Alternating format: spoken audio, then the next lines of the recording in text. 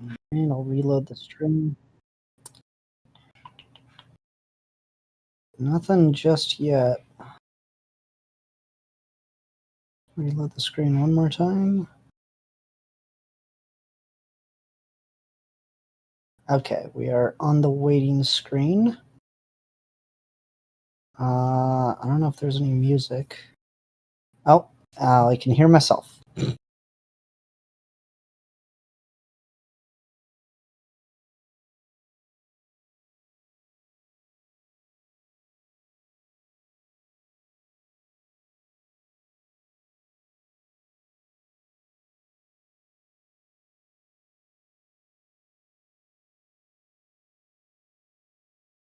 All right, yeah, I think we're good to go though, because Okay. it just, yep. Hello, everyone. I am always your undoubtedly 4x3 black and white amazing host, Geeks for Fun, and joining me today on this very kind of one-off testing the waters type of stream is the immortal, incredible, wondrous Sid Part 2. Hi. Yeah, testing the waters. This will be interesting. We're doing our chapter review, but then there was something else, and we're trying to schedule a review for. I'm like, well, if we're already going to be on call, I guess we should probably do this too. So, yeah. Pretty much. Before we get too into it, people in chat, just let us know if we're too loud, we're too quiet, if the music is heard, and all of that general stream shenanigans, because I want to make sure we General got that. stream. Yeah, pretty much, just so we can keep it all pristine before we give the hot knowledge takes on the many things we'll be talking about the stream. So just give us a little message in the chat if everything's okay. Anytime now. There we go. Zack Snyder looks different. Snyder, like. Well, yeah, I'm Zack Snyder, as you may know. This is Christopher Nolan. We're just talking about our new film, Dragon Ball Super.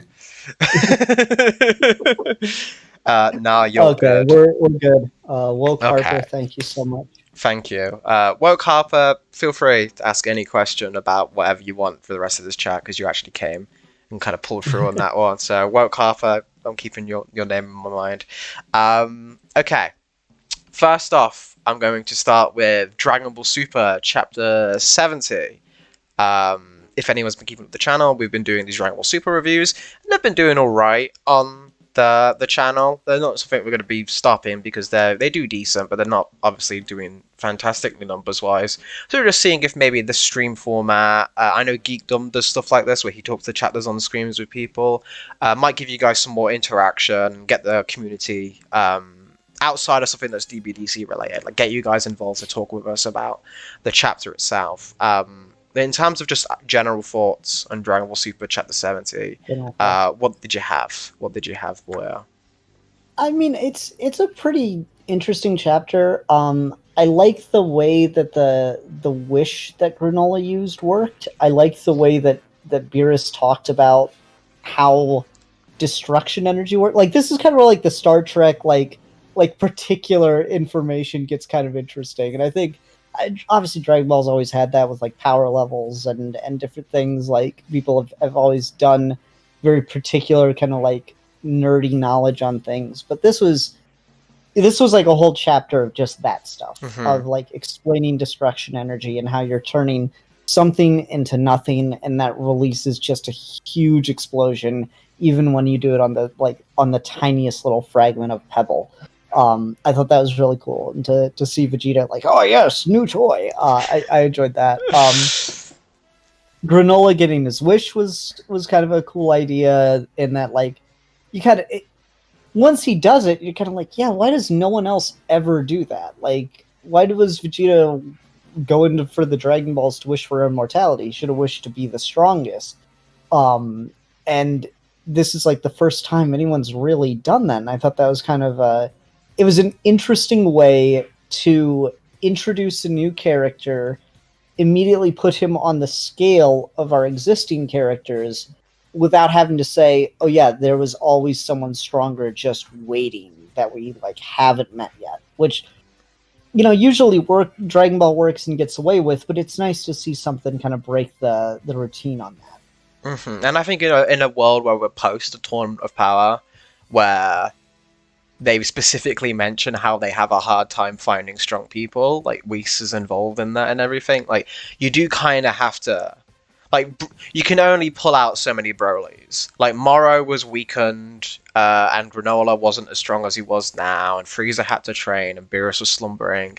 Broly being on his... And Broly even hadn't been training, so, like, how strong... Where Broly started, and then when Broly ended up in that film are, like, two completely different things. So I think they've been very smart at continuing to find new ways to kind of get out of the holes they've kind of written themselves in. Like, I do think Toriyama kind of has the problem of where he keeps writing his universe smaller than it needs to be. Like, that whole, like, there's only 26 planets. I think that's been forgotten by now, because we're really not treating it like that, if that's the thing. So, I think they've done a good job of maintaining that and keeping that going. What I specifically liked about this quite a bit, and on that destruction energy thing, I thought the transitioning between all the different scenarios in this chapter was very cinematic. Like especially like that ending panel where it's like Granola, Goku, Vegeta, their three destinies, or like, that was really cool. And then, I can't wait for that episode, man. yeah, that's gonna be like slash. And then with freaking when we've got a bit Vegeta being taught about destruction energy, and like we establish it, and then we smash cut to Granola using what very much seems to be the exact same thing. It's hard to tell because it's a black and white manga, but it looks like Granola has destruction energy as well, because he's using the same kind of thing, and we specifically set it up in this chapter with, like, Beerus explains what it is, does it to a rock, Vegeta does it to a pebble, and then Granola does it to a whole mountain range. I thought that was a really interesting thing, and curious to see if the dragon can give you that, because we've always seen destruction energy being something that's kind of passed on, but we don't know how the gods of destruction get it in the first place. Maybe it's like a ritual. Maybe that's what Super Shenron is for in the first place. Maybe there's like a ritual where the god of destruction is a sign they have to have a wish with the Super Dragon Balls to get destruction energy or something. Yeah, I don't think that would quite work, because the Super Dragon Balls were like a novelty when Champa brought them up. But that's true. But yeah, that is an interesting idea, that like destruction energy and like even God Key itself, because we don't know how Vegeta unlocked God. We don't like particularly see it. He just has it at one point, right? So there seems to be some kind of implication that to become a god, you have to be given that power in Dragon Ball, and that's an interesting notion. And so the idea that maybe the dragon can give it to you, but at that cost of, well, now you've only got 3 years left to live. I hazard a guess that Granola's not going to be joining the main cast by the time this is all said and done. Yeah, which immediately kind of puts like a tragic state to the character. And I do want to talk about that because I saw some people who are kind of annoyed by the Dragon Ball wish of like, oh, if Granola just does that, it's not earned or anything. First, I want to say, like, the villain doesn't, or the antagonist, I guess, they don't have to earn anything. The Frieza's just born that way. Like Beerus just shows up like that. The antagonist doesn't have to earn anything, and the heroes, to a certain extent, don't even have to, as much as it's. Dragon Ball fans really kind of jerk off the idea of like training for strength, as if that's the only way you can tell a story. But I think the way that Granola, I think, adds an interesting twist to this, and why I think it is a kind of a specific thing. This wish is kind of specific to him. Is the dragon says, I can't just automatically make you the strongest. There has to be a transitive property involved. But I can if you agree to this condition. It's like, okay, what's the condition? He's like, I'll take all the strength that you would have naturally accumulated in your lifetime and just put it in you now. But as a result, I'll shorten your lifespan. And at first you're like, okay, so that's still kind of easy given how like he's already 50 years old, he's probably not got more than that. And then you learn that he's like, oh yeah, your race lives for centuries. Mm-hmm. And then he's like, oh okay, so Vegeta couldn't have made this. Like if like Vegeta as a natural Saiyan, I imagine if he did this wish, he'd have gotten stronger, but like it might have like capped at like Super Saiyan 3 or something if he did it in like the Saiyan saga. And he would have, because like Saiyan lifespans are like 80 years old and they start to get frail. So Granola having that caveat of like, this wish is specific for his race because he's got such an unnaturally long lifespan. So all the strength he could have gotten, and he's already out here like bodying 7 3s, so he's already not that weak. I think is a really good explanation for like why him specifically could get a jump this big. If like again, if we take it on face value that he has just now become the strongest, barring the gods, that means he's better than Ultra Instinct, he's better than Jiren, and he's better than Broly. Like, so that's a huge freaking jump. But it's like they justify it quite well, I feel. Yeah, I thought that was like definitely the most. That was definitely the thing to talk the most about in this chapter. But you got the most Goku action you've been waiting for in this chapter. What do you think of all that? Did we? It's the most he's gotten to do so far this arc, besides that cool little training thing. Yeah, I mean, I like the emotions around it, where we finally get to see Goku's version of what normally is Vegeta's shtick, where like Vegeta will look at Goku doing something and then being like, "I'll go my own way," and like he does it kind of like an arrogant tone. I like that Goku's like, oh, that's awesome. I'm not really. I tried it. Like he already knows how to do Hakai. He's not that good at it, but he knows the principles. And it kind of reminds me of like you know how Vegeta knows instant transmission, but like he's like, I'll never do that again because it doesn't suit me. It reminds me. I can imagine Goku being the same for this. Is like Goku doesn't want to erase something forever. Like he likes rematches. Like he doesn't. Zamasu was kind of a one-time impossible situation like they were in. I don't. It's a handy technique to have in the bag, but it's not really his style. Destroying things. He's much more Ultra Instinct, which is like moving past things, subduing things, holding things back. Whereas Vegeta is absolutely like, I want to protect my family, and very much on don't let threats get away. So it makes sense that Vegeta would have a Alt Delete button if he wanted to. It suits his character. So I like that distinction with Goku. I like that we're getting to see Goku still on this path for Ultra Instinct and where that might lead him. And like the interactions with Whis and talking about just like what does it mean to be the strongest, I think is going to be very thematically important this arc, because we had the last time we had Goku, Vegeta, and a new person was the Broly movie, and because this is the first Toriyama script since that, I think we're very much this is going to be the sequel to that effectively. Like Moro was Toyo's thing, but Toriyama really seems to be on the idea of strength lately. Like first we had Jiren, then we had Broly, and they're both talking about like what does strength mean? Can strength be a curse? Like with Broly, and this seems to be like what is the cost of it? Like what is it earned, and why do you seek it? I think it's going to be like, especially with Vegeta. I think Vegeta and Granola are going to have the main thematic crux of this arc, and then Goku might be like, if Goku gets the win at the end of this, people don't be mad, because I think that might still be saying like Goku's got the purest path to strength. Like Goku's just doing it for the strength's sake itself, just to do it, just to be better. Whereas Granola and even Vegeta have still kind of got this toxicity in them. Vegeta's much better about it, but he's still kind of doing it to. He's not there yet. He's still kind of got this baggage that he like. That's what Beerus is talking to him about, effectively. Yeah, I definitely think that's interesting. I hadn't really thought about the through line there in terms of strength. I mean, you could even maybe wrap Moro in a bit too, because Moro like steals. Yeah. He leeches it off people. So that's kind of an interesting through line that we've got going.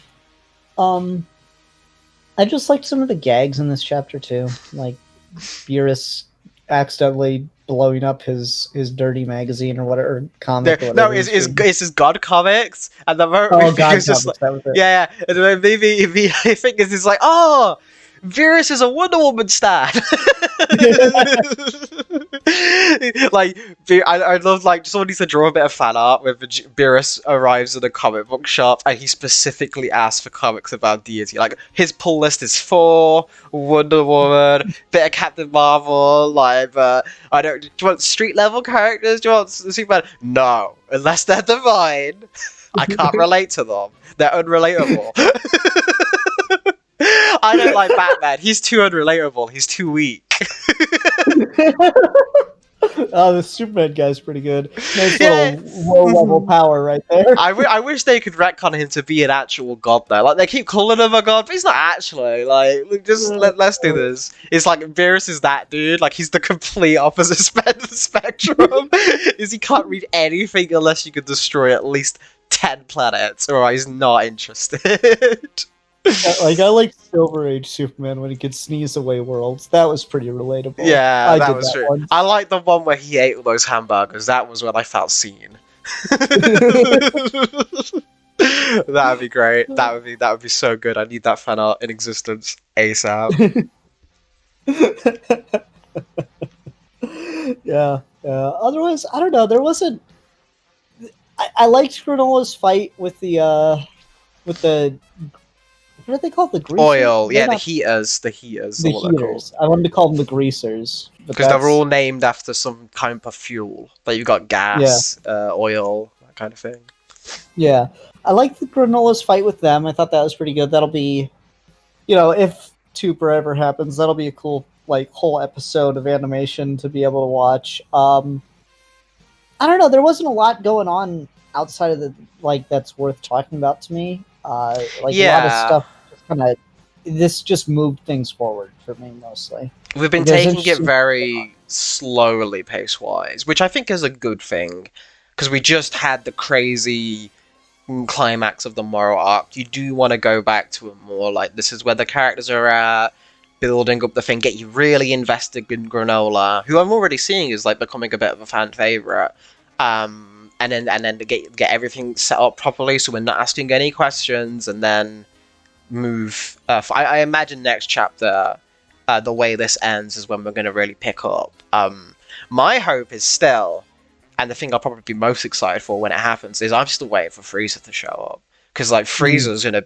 If Frieza doesn't show up in this arc, I will think of it as a bit of a wasted opportunity, because I just want to see the dude. So many times. I just want to see the dude talk about it, because Frieza's so good at just coming in a scene and then just roasting people. I just want to see Frieza.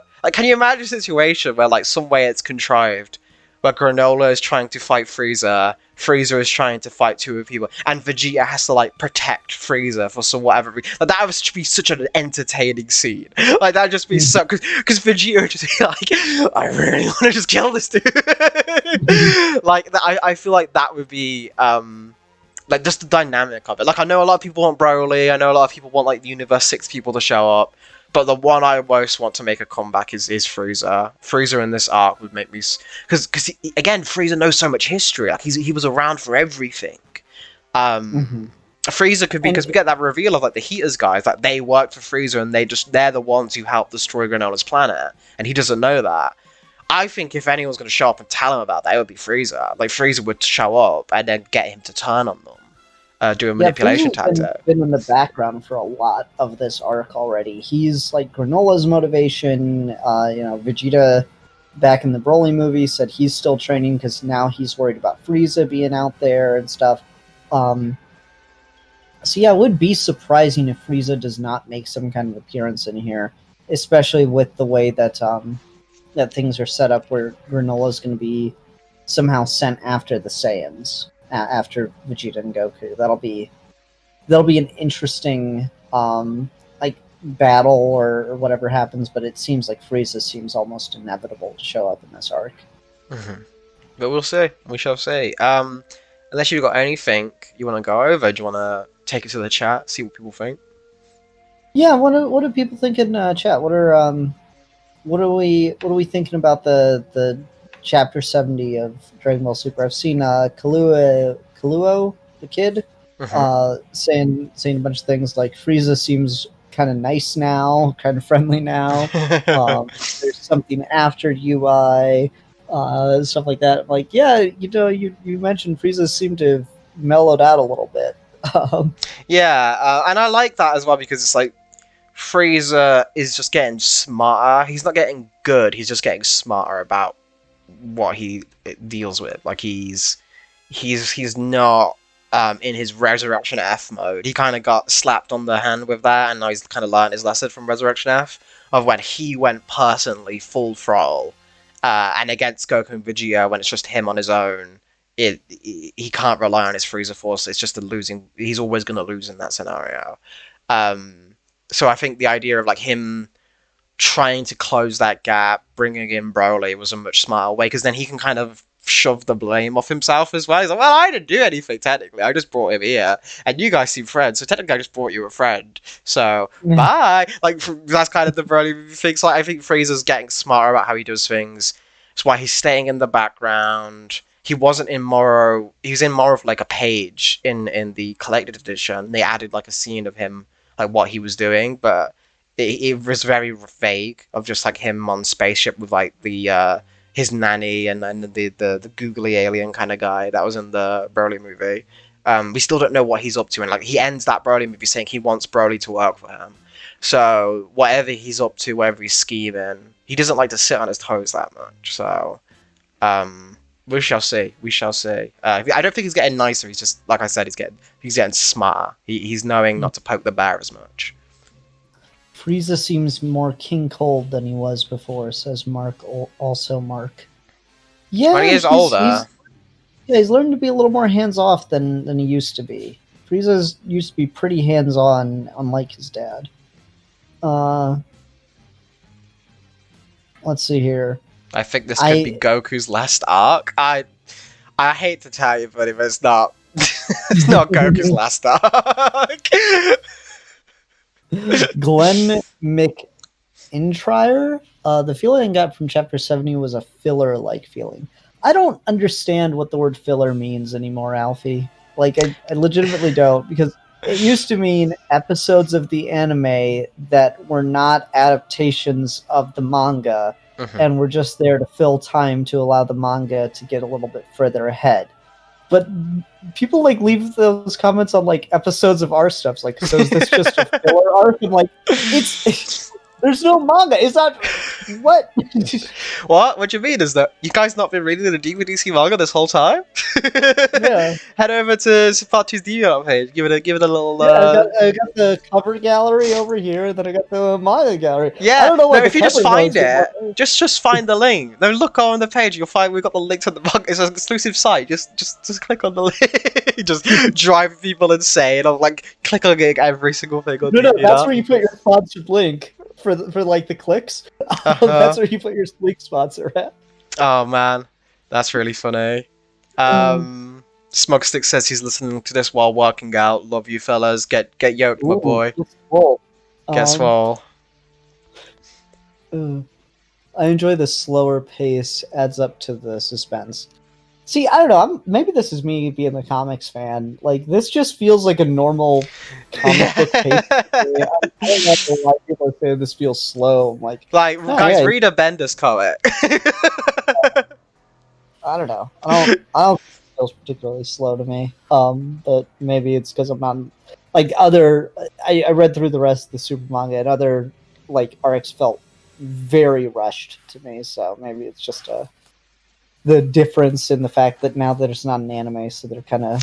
Yeah, I think that's it too as well. I think the fact that there's not an anime, they are writing it in mind with the fact that it will get adapted. Whereas they had no ifs, ands, or buts that anything from the manga would get adapted before. So they kind of knew you had the anime to fill you in context-wise on some things.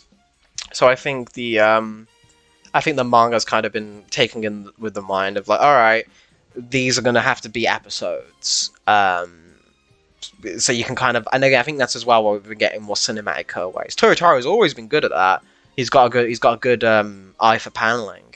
but he has gotten noticeably stronger the more he's done it. As you're gonna get good with anything, the more you do it, the stronger you'll get. So I think that makes sense.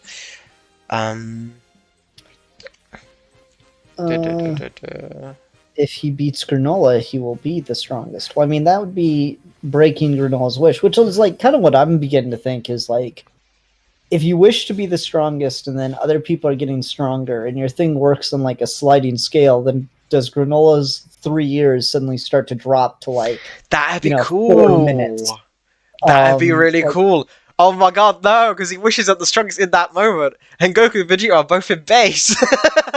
Yeah, so the moment Goku goes Super Saiyan, he just like loses 50, like his freeze divided by 50. He's like, wait, what? No. Yeah, like I don't know, like if Vegeta unlocks, the God of Destruction form or something, and gets considerably stronger and outpaces him, then does Granola's time decrease even further in order to give him more strength to bridge the gap? I don't know. What people have been noticing about the specific time frame is 3 years from now is very specific because that's when that's the end of Z, is 3 years from now.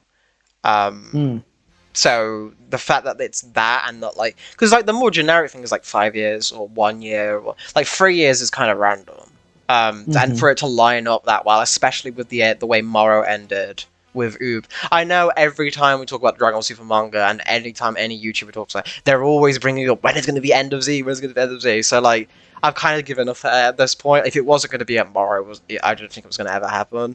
But it's interesting. It's something interesting to note that the date lines up that well. But we'll see. Frieza says he's training hard. Well, you, Emperor Frieza, I hope you are. You're one of my favorite characters, so I hope you actually do kick some ass. You're so good to the RP community. Yeah, you're wonderful. We appreciate it. All right. Hair equals strength at DB, because when Granola made his wish, he got longer hair. Yeah, he did. I kind of like the look as well. I was kind of a little bit disappointed when he chopped it off, but I imagine that, like, if your theory is true, that it's like on a sliding scale thing, that might be his excuse to get a transformation. Is he like mid-fight? Is if it scales and his hair gets longer, and then Goku and Vegeta like, is he a Saiyan? He's like Super Saiyan 3 flashbacks. Video be traumatized. Yeah. I don't know. It's a pretty good arc overall. Do we want to do wild speculation? Yeah, let's do the Geeks for Fun wild speculation hour. And you guys feel free to join on this one as well. Yeah. Okay, so they're gonna meet, but Granola doesn't actually have a thing against all Saiyans generically, just the ones that served in Frieza's army, and now that Vegeta hates Frieza too, he's gonna be like, alright, we're cool. So it's gonna be like it's building up like it's gonna be some kind of huge fight, and then it's all just gonna be a big tease, and then they're gonna go after Frieza together. Okay. Wow. In my opinion, I think Granola is going to be unbeatable and absolutely destroy everyone and be driven insane by his revenge. Goku and Frieza are going to have to team up and it still won't be enough. Broly's going to show up and they're going to have this big moment where Broly gets beat and everyone's like, what?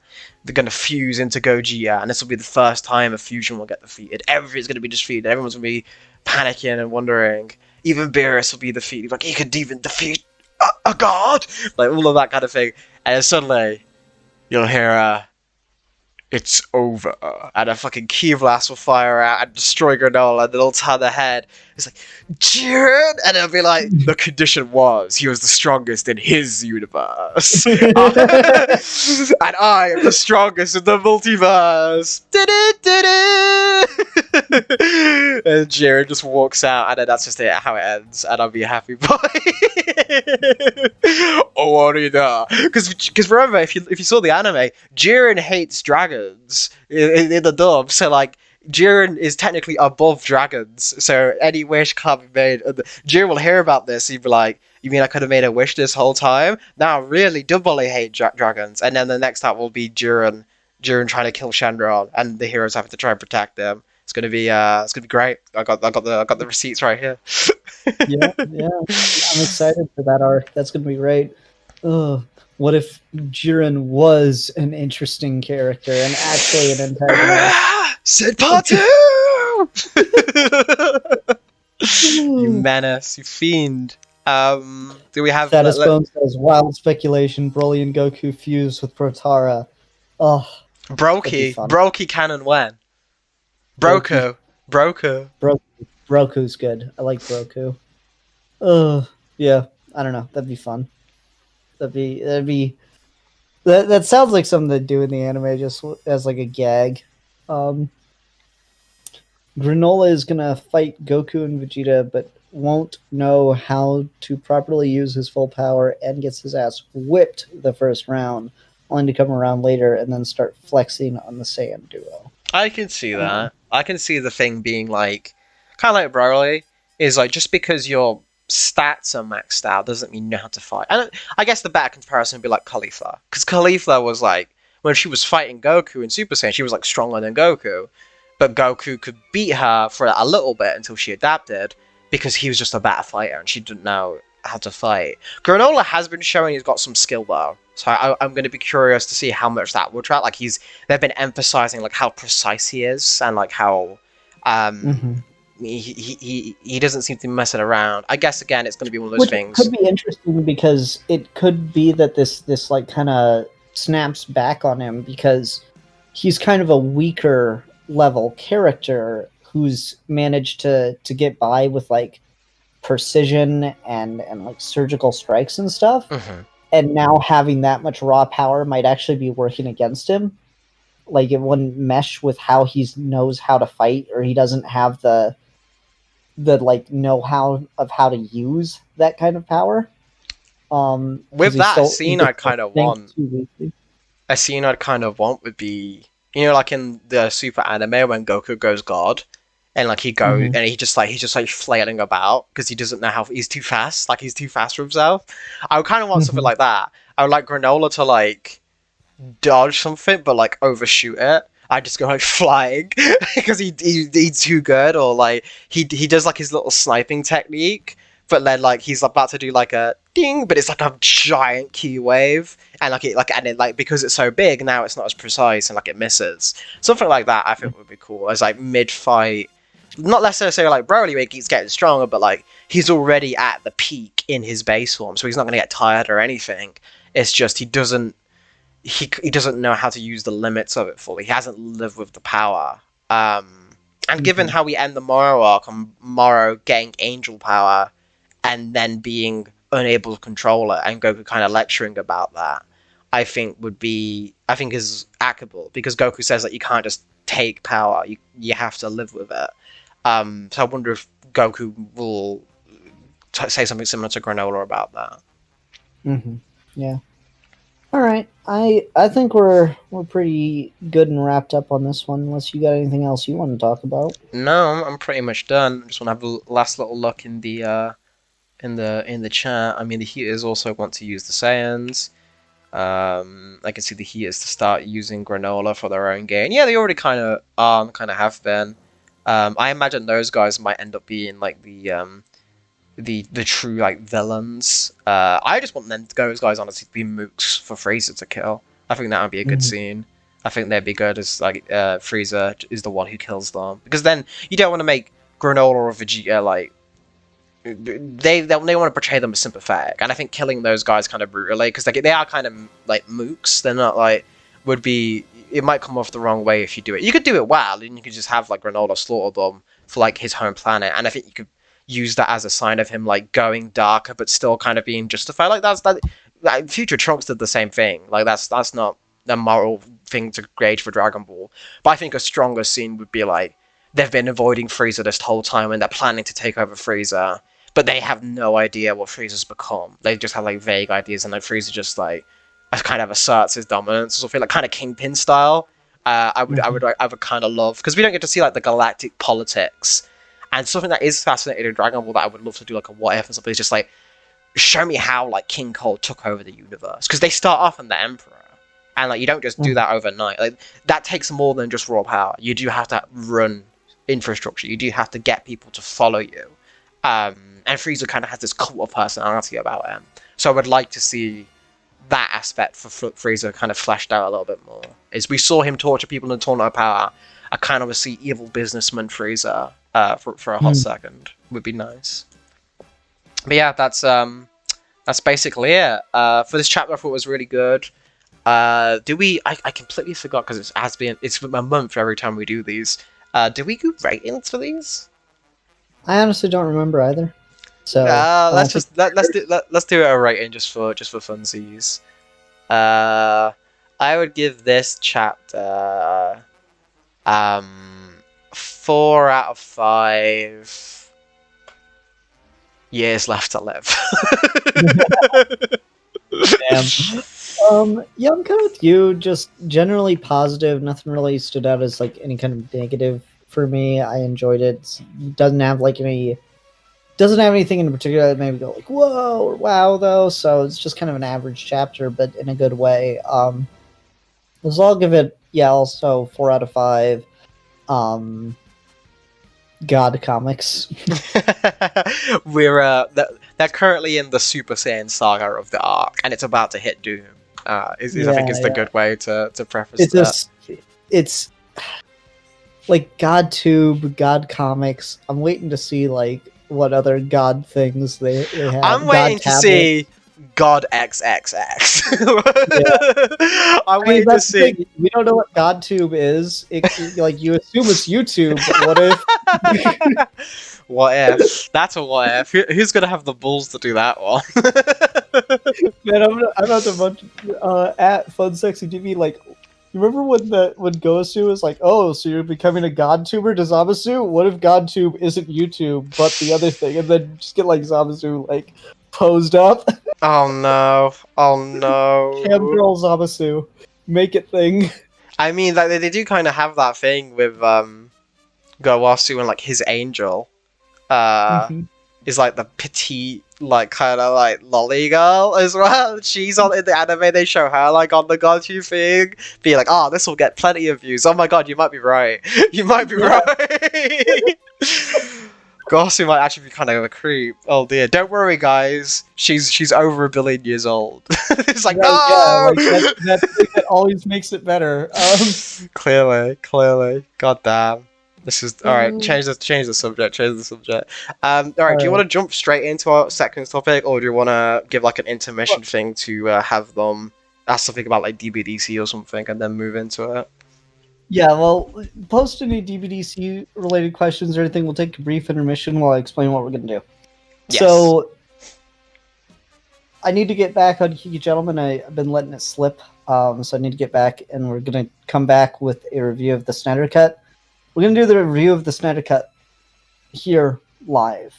After this video is done, I'm going to download it and post just the Snyder Cut section on my channel tomorrow as an episode of Geeky Gentleman. So that's why it's going to... It's just going to be a weird thing. It's fine. It's going to be weird, though. Go subscribe to Geeky Gentleman while you're there. Well, now you know what it is. Yeah, Sid Part 2, Geeky Gentleman. If you're liking the discussion dynamic, that's what we do over there. And I need to get back on it. And so we'll be doing a review of the Snyder Cut. But while you guys process the fact that we're going to be doing that, see if anything else comes up. DVDC when? Yeah, Alfie. Absolutely. DVDC when is an apt question to say though. You guys should be saying that because that's entirely my fault. As I got the thing that I needed to get done, the art. I got that done in a decent amount of time, and then I was just letting it slip. I was trying to transfer files from my computer, trying to use software, and it's taking longer than it should do, which is also just down to just general tiredness. But we should be fine. Just again to keep the schedule up, it will be on Patreon probably.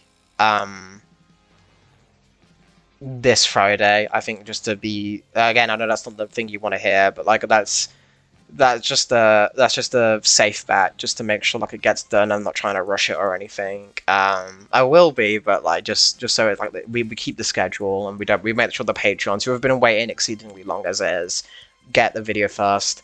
And what I'm thinking maybe we might even have to do just to make sure we keep things. We might have to adopt the schedule a little bit more like Mr. Fusion, where they just become monthly.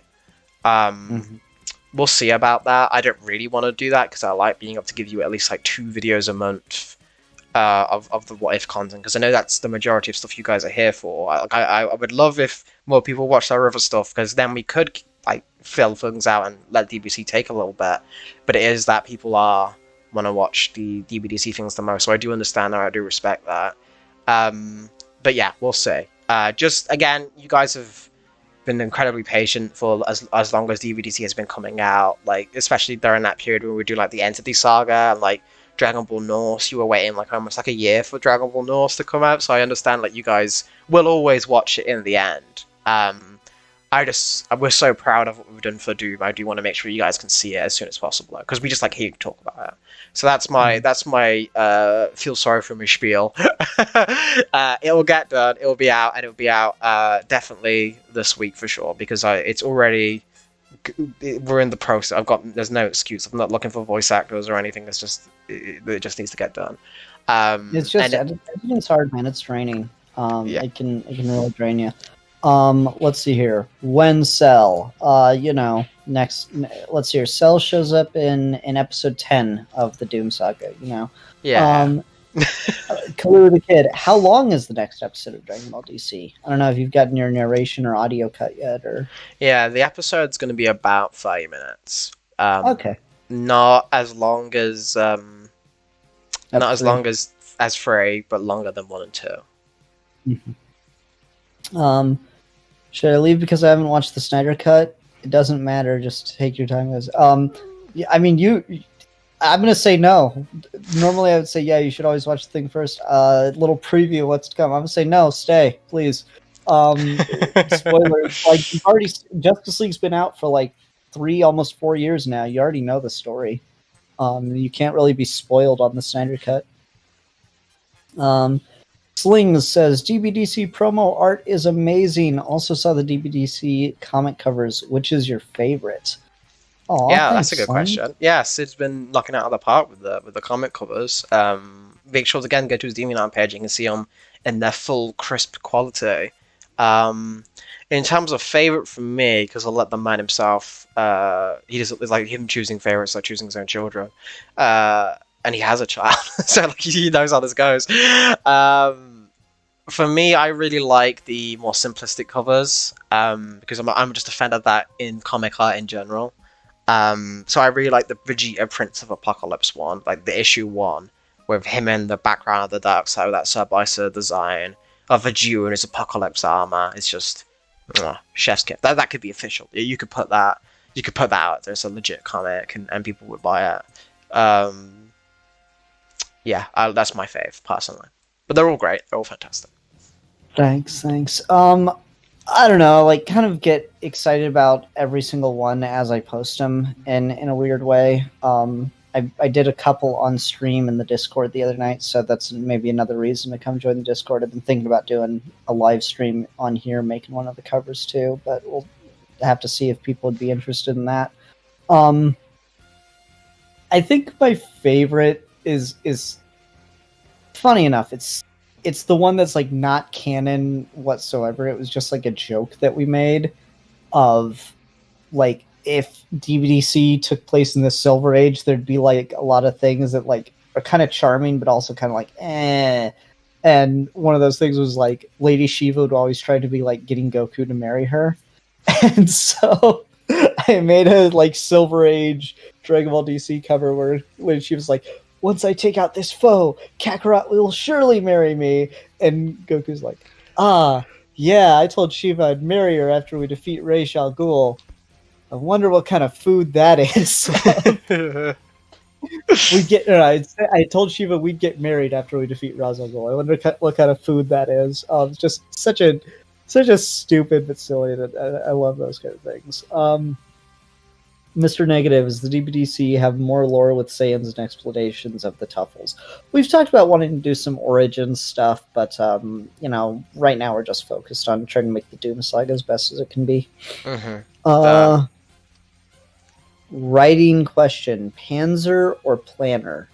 What? Huh. Okay. Like the tank. Yeah. Mark, also Mark, any animations planned? uh. Yes. Okay. Moving on. Next question.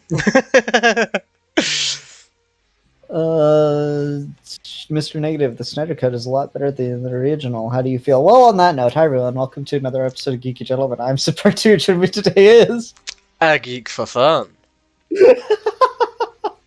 Beautifully done. Beautifully done. thank you, thank you.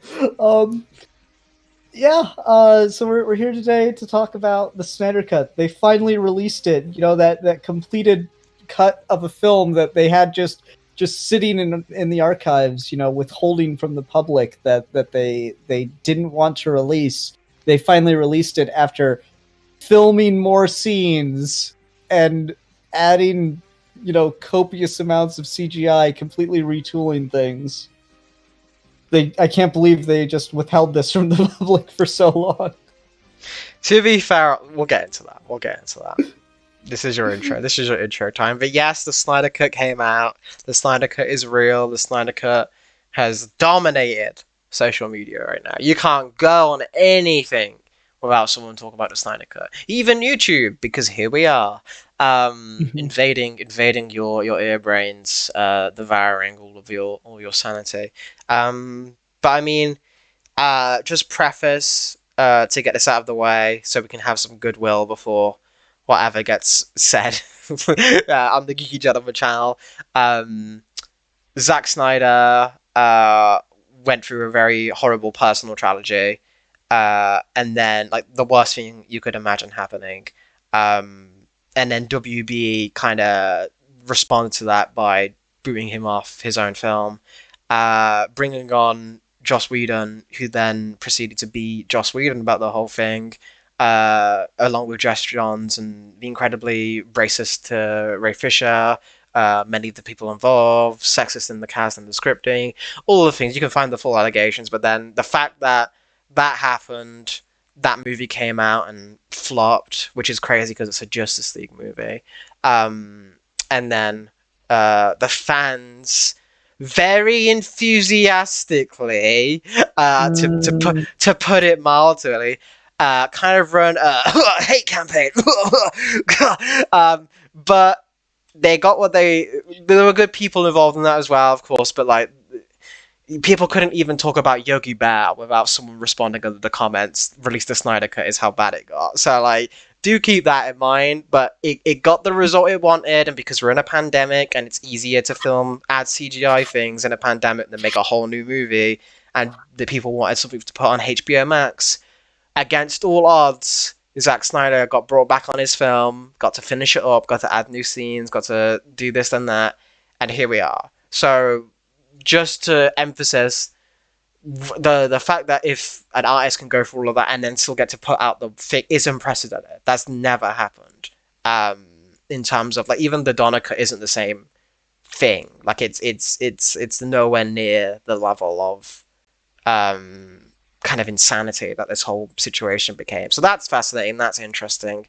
And I want to say good on Snyder himself for that. Not necessarily his fan base, but the guy himself could take a at least. I feel good about that in that sense, even if the guy himself isn't someone I would want to talk to. With that out of the way, though, we can get into the meat of the potatoes, and that's the niceties out of the way. You can feel free to say what you need to say.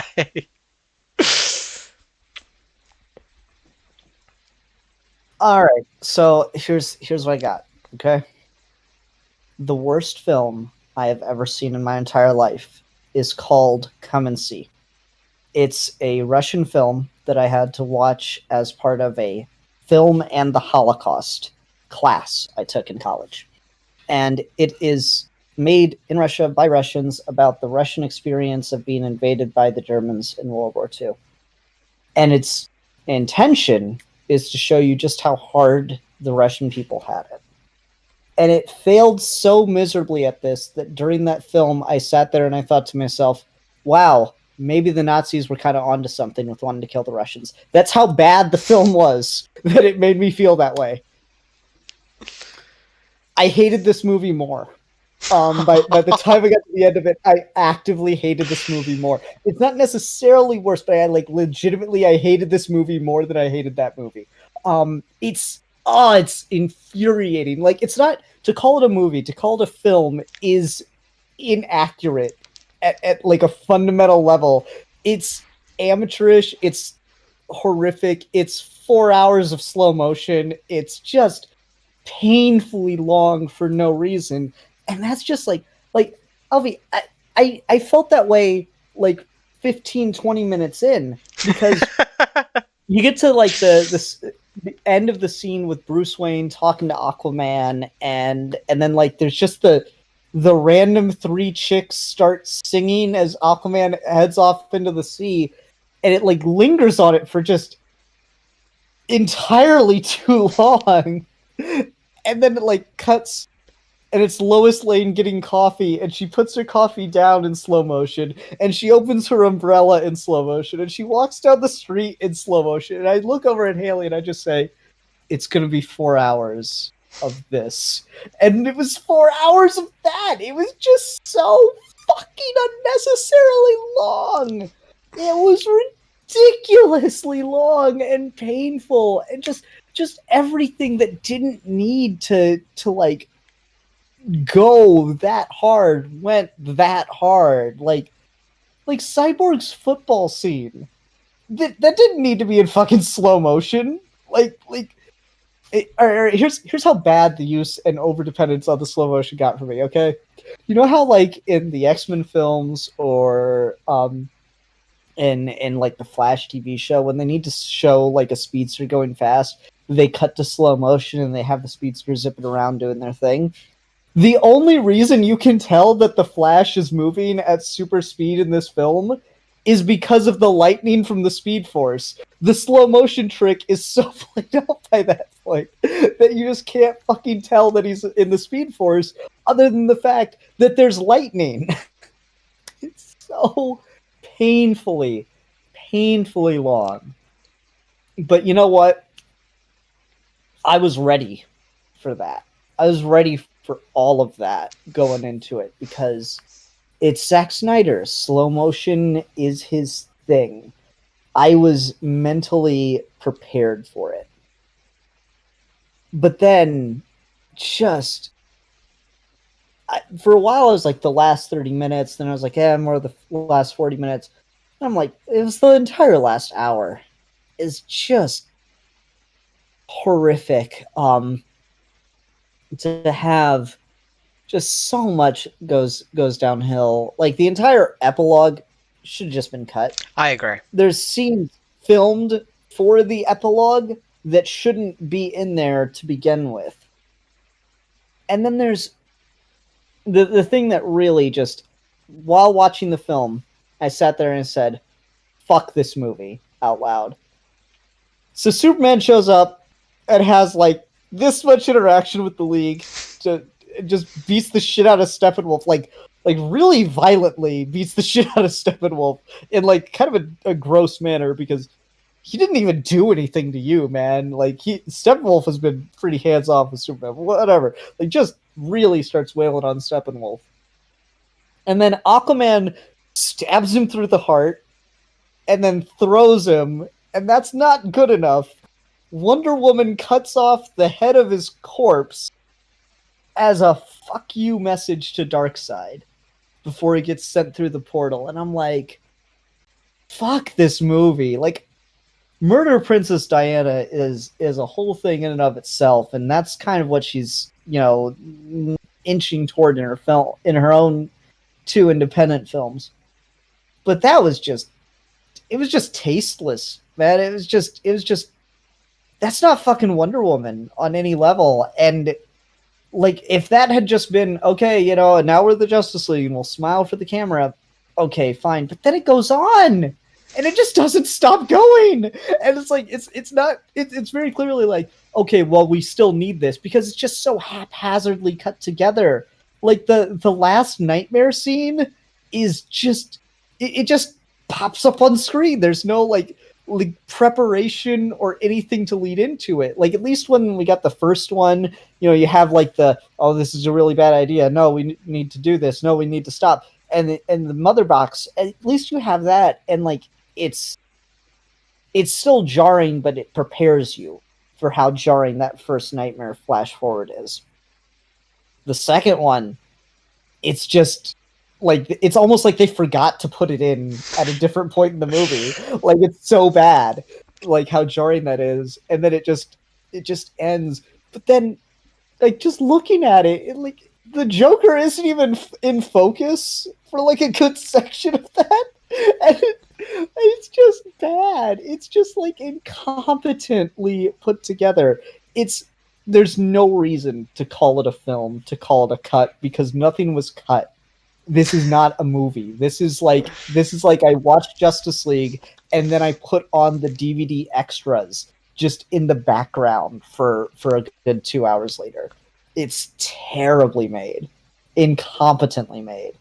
Ah, Yeah, the funny thing, Ian, yeah. I was looking online because after you saw you tweet about this, I looked online to get an interview, and I found an interview about like the runtime. Mm-hmm. And Zack Snyder says he has a longer version.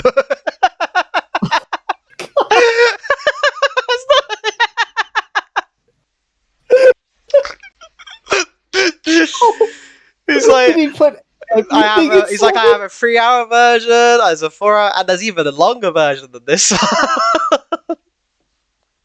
Is that like the one where like the camera's like left running when they go like for coffee? like that's the thing is like the only thing it's missing is Aquaman like fucking like Jason Momoa trying to balance the trident on his fingers for like 30 seconds, like, oh guys look at me guys, I'm doing such a good job. Like that's the only thing missing from it. This movie was terrible, man. Painfully terrible. And since everyone in the comments is like, oh well, it's better than the original. No, it's not, because the original is at least a fucking movie. Like it's a bad movie, but it's at least a movie, whereas this is just like, if you turn this in as like a film student, you would get an F. This is like a 0. Like you didn't even try to do editing. This is just terrible. It's clunky. It's one of the worst movies I've ever seen. I would gladly watch the Joss Whedon version of Justice League, as bad as it is, 4 times in a row than watch this again, even though I know that I would be committing to more time watching the film. Like, legitimately terrible film. Wow, people, I thought it was fine. You're crazy. I thought it was fine. Of what you've said, I do think slow mo is excessive. Absolutely, it does not need to be there for as long as it did. I was watching this with our wonderful Smugstick and Erin Gray, who voices Khalifa. I was watching it with them, and the more you talk about it, buddy, the more I think the reason, because obviously because of scheduling and stuff, you couldn't watch it with us. But I think the reason why I came away thinking it's fine is because I had 2 people to riff on it with when I was watching it, like to pass the time. So it felt long, but I imagine if I was on my own, it would have felt a lot longer. Well, I mean, I was watching it with Haley, and we were riffing a little bit here and there, but like, that's part of the, because you invited me to that call too, and I thought about it and was like, one, I'm gonna have to break this up into 2 nights anyway because of just what time Leah goes to bed and work and stuff. But 2, I wanted to give it a fair shake, and to give it a fair shake, I'm not gonna watch it with people like in that like commentary style. I wanted to give it as close to like a theatrical watch as I could. That's on you there. But like, that's just something that's in my mind. But I do think the slow-mo is excessive. I do definitely think this could be an hour and a half short, easy. You can cut 30 minutes off this just by getting rid of the epilogue. I think that's the first thing you do. Like the most regular ass fan edit in the world is just sort of like just end the film when Superman does the chest reveal, like, and then flies off. Like end it there, cut to credits. You don't need any of that epilogue. That is entirely there. Because Zack Snyder wants his fan base to bully Warner Brothers again to help him make Justice League 2 and 3, which are absolutely going to happen at this point because people will I'm not never let it watching. go. People will not let it go. So I, those I, are I oh, so like that's the only reason those are there. sink more money into the fucking sinking ship, please. Yeah, Just because pile it on. it's one of those things. So I do agree. It does not need to be this long. I understand people want it to be this long, and the reason because of how it is on the streaming service is because so much about it was like, oh my god, so much was cut. This is unbelievable to show how much was cut and all of these different things. And I can understand to accept because of the unique situation, you want to give them all the black and white teasers you've been doing on VR. You want to show people all the scenes, even if it's excessively much. Can I just it shouldn't have been scripted to be possibly this long. Well, that's Like, the thing is like Man of Steel was that way as well. So it was like that's just Zack Snyder how he makes his films. He just makes a lot and then cuts it down normally, and just this wasn't cut down as much. that's ridiculous. You There's like a shouldn't have 4 hour scripted cut it. of Man of Steel that we don't see either. Good. No, like scripted wise, there's just so much unnecessary stuff. Like Joss Whedon's been getting a very much a fair amount of shit lately, and yeah, he definitely deserves it. But other people are like, oh, he cut all these characters of color out of the movie and stuff. I'm like, yeah, because like, good on Zack Snyder for putting in the tribes of man and showing more than white people, and good on him for putting in the Atom and stuff. That's great, but none of them matter to the plot. Like, none of that. The only what was the other one? Oh, Iris West. So Joss Whedon cut Iris West out of the movie. She's in one scene that doesn't fucking matter. She has no relevance to the rest of the film. She shouldn't be in the movie. Fucking the only thing that was cut that like legitimately does help the film is the cyborg stuff. And it's kind of telling that Ray Fisher is the most pissed. Because yeah, he definitely gets the most to do. And I will be nice for 2.5 seconds. I think the reason that people think this is a better movie than the Whedon version is because it's a more cohesive thing. It doesn't feel as jarring and awkward. You don't have the tells that two different people touched this. Like, that's the thing about the Whedon cut is you can tell instantly when it's a Whedon scene versus a Snyder scene. There's like instantly that everything about it just changes drastically, and it's pretty bad. So I think that's why people think it's a better film, is because it is a more cohesive thing. But it's like the story beats and stuff just do not coalesce. That being said, the Ray Fisher, the cyborg stuff is a lot better. Like, cyborg actually gets a character arc and stuff in this film, and it works better because of that. But it doesn't make this 4 hours worth sitting through. I promise you, I'm never sitting through this movie again.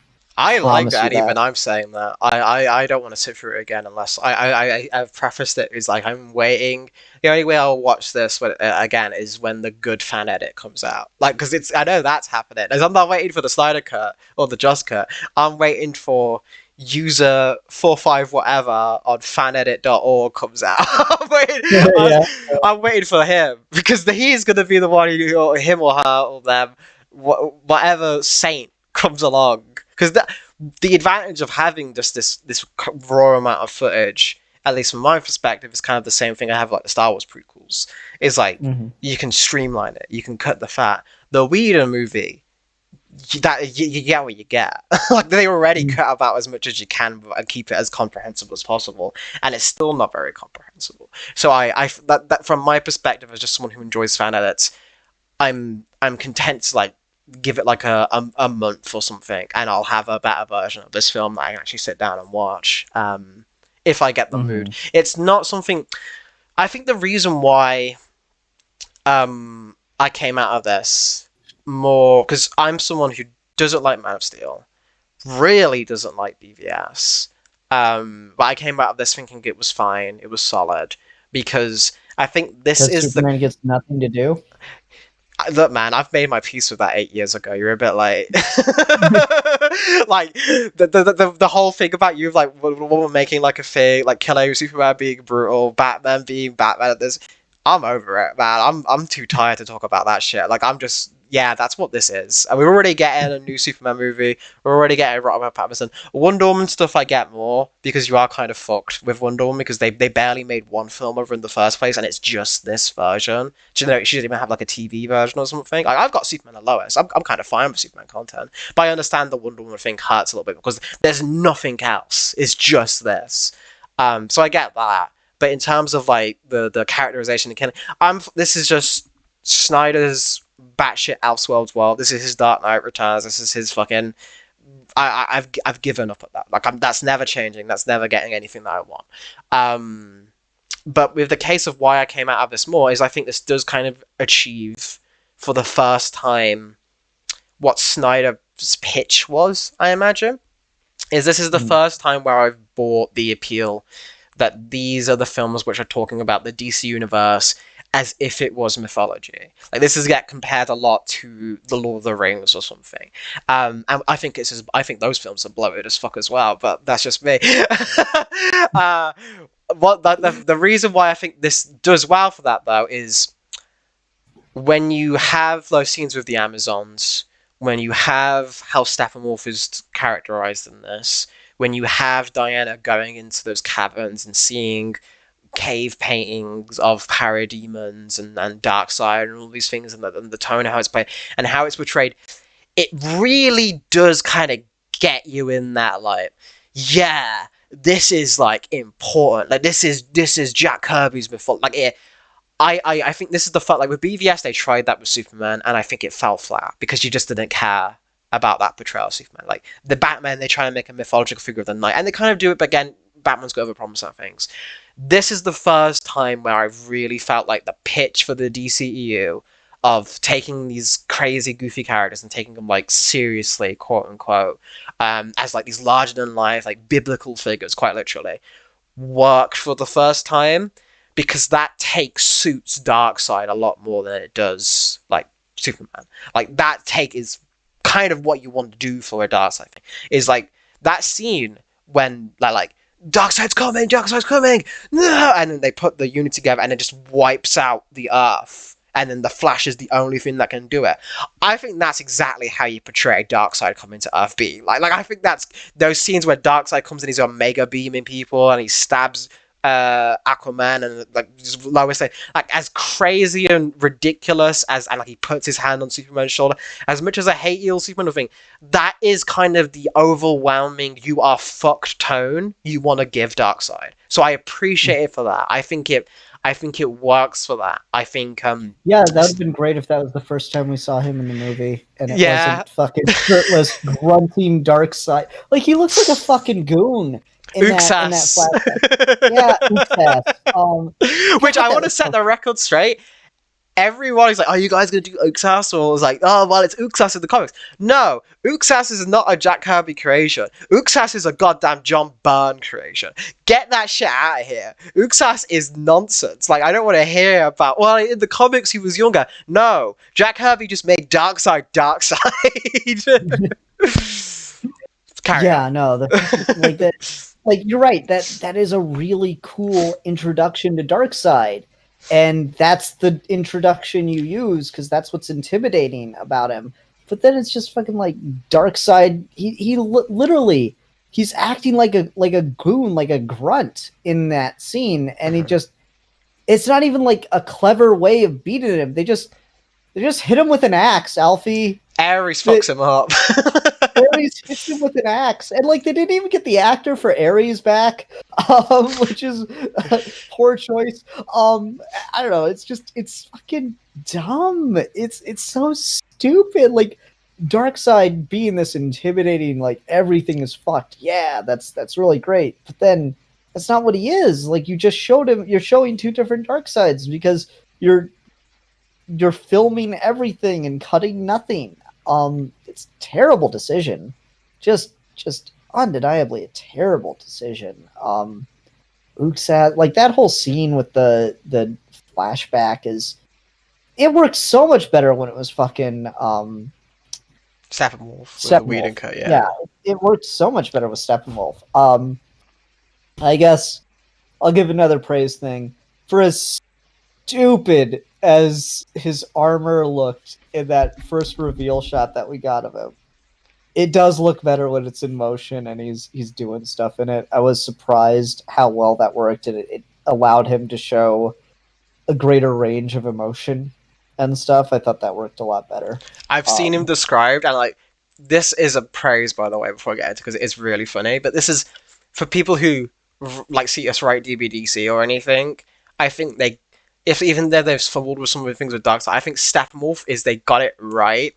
Is this is exactly what Vegeta and Nappa and Raditz would have had to gone through. Is they are doing like 50,000 worlds more left to go, and like you see his face, and it's like I saw people being Twitter describe it like Steppenwolf is like the guy who's desperately tried to get back into the group chat. Like, and that is exact. Like, he is the per my last email employee working for the worst boss, and that is exactly the tone you want to give a Darkseid lackey. Like, Steppenwolf in this movie was unironically, which is so, because I was like, I do not give a shit about Steppenwolf. Like, he is a nothing character even in the comics, but like here, I think they did he's kind of like a surrogate for every Darkseid follower, like you see in like in good iterations. Like, he's kind of all of that in one, where he's just got a raw ass deal, and he kind of knows it, but like he's so fanatically loyal, like he just can't stop. And that scene where like Darkseid shows up in the pillar, and his armor just goes and he just kneels. That's fantastic. Like, that's great. And there's for Darkseid. Like, they do good with that. And you're right. Is like the more you talk about it, and we're like, oh yeah, that flashback thing kind of does undermine the first. Imagine if they introduced Thanos and the first thing you saw was him getting his ass kicked. Like, it's like, oh yeah, it's just nothing. Like, they tried to set it up as like this big, massive thing, and it's like it's a couple of armies. So okay, that's what the parademons are for, and then it's the old gods. The thing, Darkseid, like, you know, here I go off fucking praising a Joshua Williamson Wonder Woman comic, but fuck it, like, okay, so in a recent Wonder Woman Rebirth run, fucking baby Darkseid tells Grail, his daughter, that he needs to eat old gods, and so Grail just starts like killing like fucking Hercules and Ares and stuff, and feeding them to baby Darkseid so he can grow up. And I'm like, yeah, he fucking eats these guys for breakfast, literally, and they take him out with a fucking axe. And he's just like bleeding to chance, and like, just, there's no hope for it. There's absolutely no hope for it, because it is just a fanatical devotion to the Snyder pill. You're not changing people's minds about it, is the thing. Yeah. I've already seen people defending the fact that Darkseid just forgot where Earth was. Yeah, that was hilarious. My justification on that, I guess, is he didn't have Raditz to tell him where it was. I know, right? Like, they just like fucking. Oh yeah, he came for the anti-life equation and the mother boxes, and then he got an axe to the chest, and then he just left for 5,000 years. And then fucking Steppenwolf comes back and has some kind of weird vision. It's like, oh no, the anti-life equation is here. This is the world that rebelled. And I'm like, you seem to know that when you show up to fight the Amazons, and then learn it again later. There's like a lot of stuff like that where it's just, it feels like competing drafts of the script were filmed at different points, because you get the same thing later during Steppenwolf's second or third fight with Wonder Woman, where they're in the reactor and stuff. Steppenwolf starts talking about, like, I killed the Amazons, I killed your mother, and Wonder Woman says, liar. I'm like, yeah, I mean, I guess he was, but like, that would give, like, if at least if that was the case, if they'd shown Steppenwolf actually killed all the Amazons before just like taking the box and fucking off, then it would at least be more comprehensible for Wonder Woman to cut off his fucking head. But as is, she's just like, she thinks that they're dead, but they're not really dead. Stop! He's already dead! It's emotionally hollow, right? Like, we as the audience know they're not actually dead, so her going overly brutal feels even worse. Again, he's already beat. You know, that's the worst part, is like, he's already beat. There's no reason. Like, if it happened in the middle of the battle and took everything, and that's the only way they were able to beat him, I wouldn't be fine with it, but I'd be more willing to accept it. It's the fact that, like, it's just as like a spit in your eye kind of thing. Mm-hmm. It's brutality for brutality's sake, and that's it's the worst. So there's just like all these competing things, and you know what would work is if you just cut some of it, and they don't cut any of it. I can't believe it. Sid Part 2 is asking for the Snyder cut. Like, yes. Snyder 2 cut. That's what we're at. That's where we're at now. I remember I saw the fucking image. It's just like, let's see Paul Allen's Snyder cut. It's just like, everyone's got a version of this fucking movie, apparently. We're just gonna be endlessly rewriting this movie for the dawn of time. But yeah, I can understand all of that. I think, just like on some positives, you mentioned the Flash thing earlier about the slow motion. What I liked about that, and it would have worked, again, I think this movie is just, the problem with it is just the excess of it.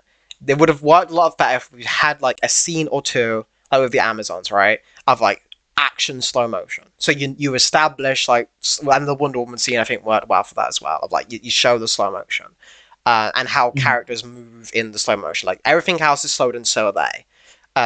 What's different about Flash is whenever he's in slow motion, he's not slowed down. Like, Ezra Miller is just walking normally, and I think that is a very good visual language of showing the difference between. And they kind of do the same thing with the Superman fight, which was in the Whedon cut, which is still a great moment, like Ultra Instinct Superman, apparently, where like Superman's still moving slow, but Ezra Miller's kind of like, he just doesn't know what to do because he can't fight. He doesn't know. I think he's moving less slow than others, I'll give you, but he is still moving slowly. Like, it's timed out different. Like, when he pokes the glass. Yeah, but it's there's like a time shift. There's like, it's on a different scale. I think is what came across for me. And what I liked about that whole sequence of Iris is, yes, it is kind of it's superfluous. And I would the first thing I would cut is that goddamn like creepy like hair touch he does, like he's especially after Ezra Miller's like fucking choked out a fan. Like, you don't, no, it's just creepy. It's just creepy to look. The Flash is better in this version. No, not really. Yeah, I didn't like him that much either. I liked the stuff around the Flash, but I didn't like the Flash himself. If that makes sense. Like, I liked the speed effect. I this is how I would do super speed. Like, I really like this. I like when he runs, his shoes explode. When he goes through the glass, it's like water and it cracks. The lightning around him, when like he grabs all the rubble, and he's basically a Dragon Ball Z effect because of like, and that Speed Force sequence at the end is awesome. Like, that's the highlight of the film, when they just goes through and then goes back in time and then reverse it, and you see all the people coming back to life. That's fantastic. His performance, again, is like, I was surprised how much of that wasn't Joss Whedon, because like, that dude is just a Joss Whedon character. Like, he is the poor man's Tom Holland I've seen described, and I think that's accurate. Is like, I don't know what he's doing. It's not Barry Allen. It's not a take. Ezra Miller, I liked the Flash around it more, but the actor himself, I think, is just a really bad cast for Wally or Barry. Like, he doesn't fit even. He doesn't fit this weird hybrid they've got. He's just, it doesn't work. But the cyborg stuff, I agree, is the strongest in the film, I think. And I think my favorite moment in this film, the character that's the best in Justice League is the character that doesn't belong on the Justice League. Yeah, I know, right? That's really funny. But like, the cyborg moment I really love is like when his dad's like describing what he can do, and he gives the money to that waitress. I love that. That was like one of my fucking like that was one of my This favorite is superhero actually, scenes ever. I love that shit so much. That's probably the best instance of why Cyborg could be a cool character I've ever seen, legitimately, honestly. Because Cyborg's always kind of someone like, but the idea of that, where they really go into what he could do if he applied himself properly, and then you see him doing it, and he just chooses to help someone, I thought was fantastic. I love that. Ray Fisher yeah, absolutely this, deserved to be. He is the only one. Him and Zack Snyder, I think, are the only people who really did deserve to be that pissed about this. Everyone else is yeah, overreacting. yeah. I think this actually brings up something I've been thinking on because for me, one of the things that I've found very frustrating about the Snyder verse in a lot of ways is from the very beginning, I was really on board with Zach for the way that he wanted to kind of roll out this universe as a reaction to the MCU. Because that was the thing that we were hearing for a long while was, oh, how can DC keep up? How can DC catch up with Avengers already on their third movie before DC's even got the full Justice League cast and all this stuff. And I, for the longest time before anything was announced, I was like, it may have even been that like Man of Steel wasn't even out yet. I'd been saying, what you do is you go Man of Steel, you do World's Finest movie, then you do Justice League. And that's exactly what we got. You've got Man of Steel, you got your Batman v Superman, and then you've got a Justice League movie, and the Suicide Squad was in there, as well as Wonder Woman. I really, really thought that was the methodology to go through, and it's just that they didn't do. I guess the asterisk I should put, make sure they're all good. You forgot to send that napkin to Toriyama. No. Yeah, I know, right? The thing is, I think that like that's the methodology to go for because then you've set up and DC works better for that because everyone kind of knows who Wonder Woman is. Everyone kind of knows, Aquaman and stuff, and it's just about showing them a cool version of that character to get excited about and then go and do their own movie. And I think that's a much better, honestly, methodology to create a cinematic universe out of than to do it the Marvel way, or at least the way the MCU did it. Because then you could do just a really cool, solid Justice League movie that shows why these characters are cool, and then just go off and explore them more in depth. The problem I have with this movie is they seem to be trying to do at least two characters. I mean, throw Aquaman in there too, because we're kind of like we've seen his movie already.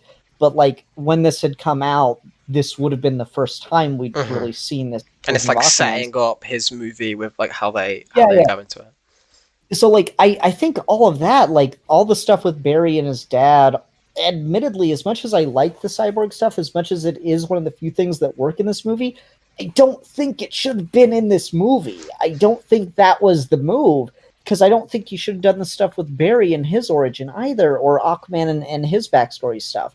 I think it really should have just been a desperately getting these people together in a race against the clock, and then them working the best they can as a team. And admittedly, that's more of what we got in the Whedon cut. I think that's the stronger way to do a story like this, and just, show them being competent, show them being cool, show the characters doing stuff that you like, so that when they get to go off and do their own movie, you get to get excited about seeing them in that. Which is, I imagine people say, well, they did that in the Whedon cut and it didn't really work. Well, they did, though. It worked for Aquaman, and they did that's exactly what they did in BVS, and it worked really well for Wonder Woman. People really enjoyed that first Wonder Woman film, and you didn't get her whole fucking backstory in BVS. Maybe there's a Snyder cut with it of like a 4-hour, 12-hour, 24-hour version of BVS. 24 hours. Coming this summer. Go to those archives, man. Someone just needs to. Why are we raiding Area 51? People just need to raid WB. get those Mhm. archives, see what's lurking in there, see what cut we got. No, I just like 100%. I think that is the better choice is to just do the characters straight, do them as like I guess the way to talk about it is in the Justice League movie, you see their work face, you see their persona while they're on the job, and then in their own movie is where you get into the deeper side of these characters. I think that mhm. is the better methodology for going into it. But then this, yeah, as cool as that cyborg stuff is, as well as that does work, it doesn't work in the context of this film because it feels like I'm watching a cyborg origin film cut into a Justice League movie, which is a Justice League origin film all on its own. And you know what it makes me think of? I remember after the first Avengers movie, I don't know if anyone's still doing this, but I remember after the first Avengers movie, someone released a cut of the MCU Phase 1 in chronological order. And so, like, you'd be watching a scene from Thor, and then it would just cut to a scene from fucking Iron Man 2 or whatever. And it's just, ugh, it's gross. Oh, I can't imagine that. For this though, the argument I'll make for the Cyborg book specifically, um, the problem this film has is there's two of them. But the example I'm kind of go to of what kind of works with Justice League story is, to quote a much better Justice League story, is Morrison's JLA run. What they do in there is they have everyone in their work face, while at the same time Carl Rayner is your POV character. Like Carl Mm-hmm. Rayner is the new kid. Carl Rayner is the guy who you kind of are getting. He's figuring stuff out. He's not really a certain. Everyone else is kind of in that archetypal mode. Like Morrison would flesh out their Batman portrayal a lot more. They'd flesh out their Superman portrayal. They'd flesh out that Wonder Woman. In compare that, like those books, to JLA, and they are kind of hollow compared to what Morrison would later do with them. But they're perfect for that type of book because you don't want to spend all that time on characterization. It's a team book. Like you want to use shorthand effectively, but then have one emotional core. And I think Cyborg is great for that in this film because the whole plot is around the mother boxes, and Mm-hmm. he's intrinsically tied to that. His dad has got some great scenes in this. I thought the sacrifice of his dad was much more impactful, and that great little reveal where like you think, oh, he did it for nothing, and you find, oh no, wait, he's how they track. He knew that was going to happen. It's like I thought that was really well done. So I think I would make the argument that you do keep that. Again, you trim the fat, you streamline it. I think it would work a lot better where you've got a human connection to this thing we're chasing. I think you do kind of need to prevent it from being purely a MacGuffin. But at the same time, Flash is there as well. Flash is kind of doing that. I think two versions. You think you go with a more experienced Flash, just an excuse to get him in a less ugly fucking costume. Oh but god, it's and a then nightmare. you have Cyborg be your POV character as the youngest one. I think would have worked better because I think for the rest of like Batman's card, like Batman gets things here and there where we've finally transitioned. Even the Snyderverse Batman now is effectively just comic book Batman now. Like, which I like. I think Ben Affleck, this is probably the best he's ever been as Batman Mhm. because Yeah, I'll get that one. he's just there now. It's like we had like people talk about BVS and his arc, and I understand the intent behind the arc. They want to do like he's redeemed by Superman. That's a good idea. Execution, no, it just does flatly just doesn't work. How the way people work. People are putting more into it than it is there. But like the end result that we have here, I think works. I think Batman having this faith in Superman, and that's in the Whedon cut as well. It's played a little bit more jokily, too much that you'd really want for Batman, but like here, I think Ben No, Affleck's as something's definitely bleeding. Legit, I was a little sad that the "Do you bleed?" Line wasn't still in there because, like, I thought it was like really throwing in a joke to like a kind of a cool line, but then it's just not in there at all. I'm like, oh, yeah, I I did feel like that. I like that uh-huh. better. But I feel like I feel like Batman's good. Superman doesn't get anything to do really except be brutal, and I understand that. And at this again, it's at this point I think I'd be more mad about it if I cared more. I think is the thing is he's just like Mhm. this is a horse I'm just not committed to anymore. I just have no investment. I've got what I want. I've got Superman and Lois, and I can watch that, and I can have good Superman. I'm fine. I mean, I let don't me need ask you, it. I don't need how to do be you my feel thing. about the fact that you go back to that more brutalized Superman, where in the original cut of Justice League you got to see Henry That is Cavill better. That is actually better. playing Superman? That is better. I do agree. I think the thing you said about like he has no interactions with the League.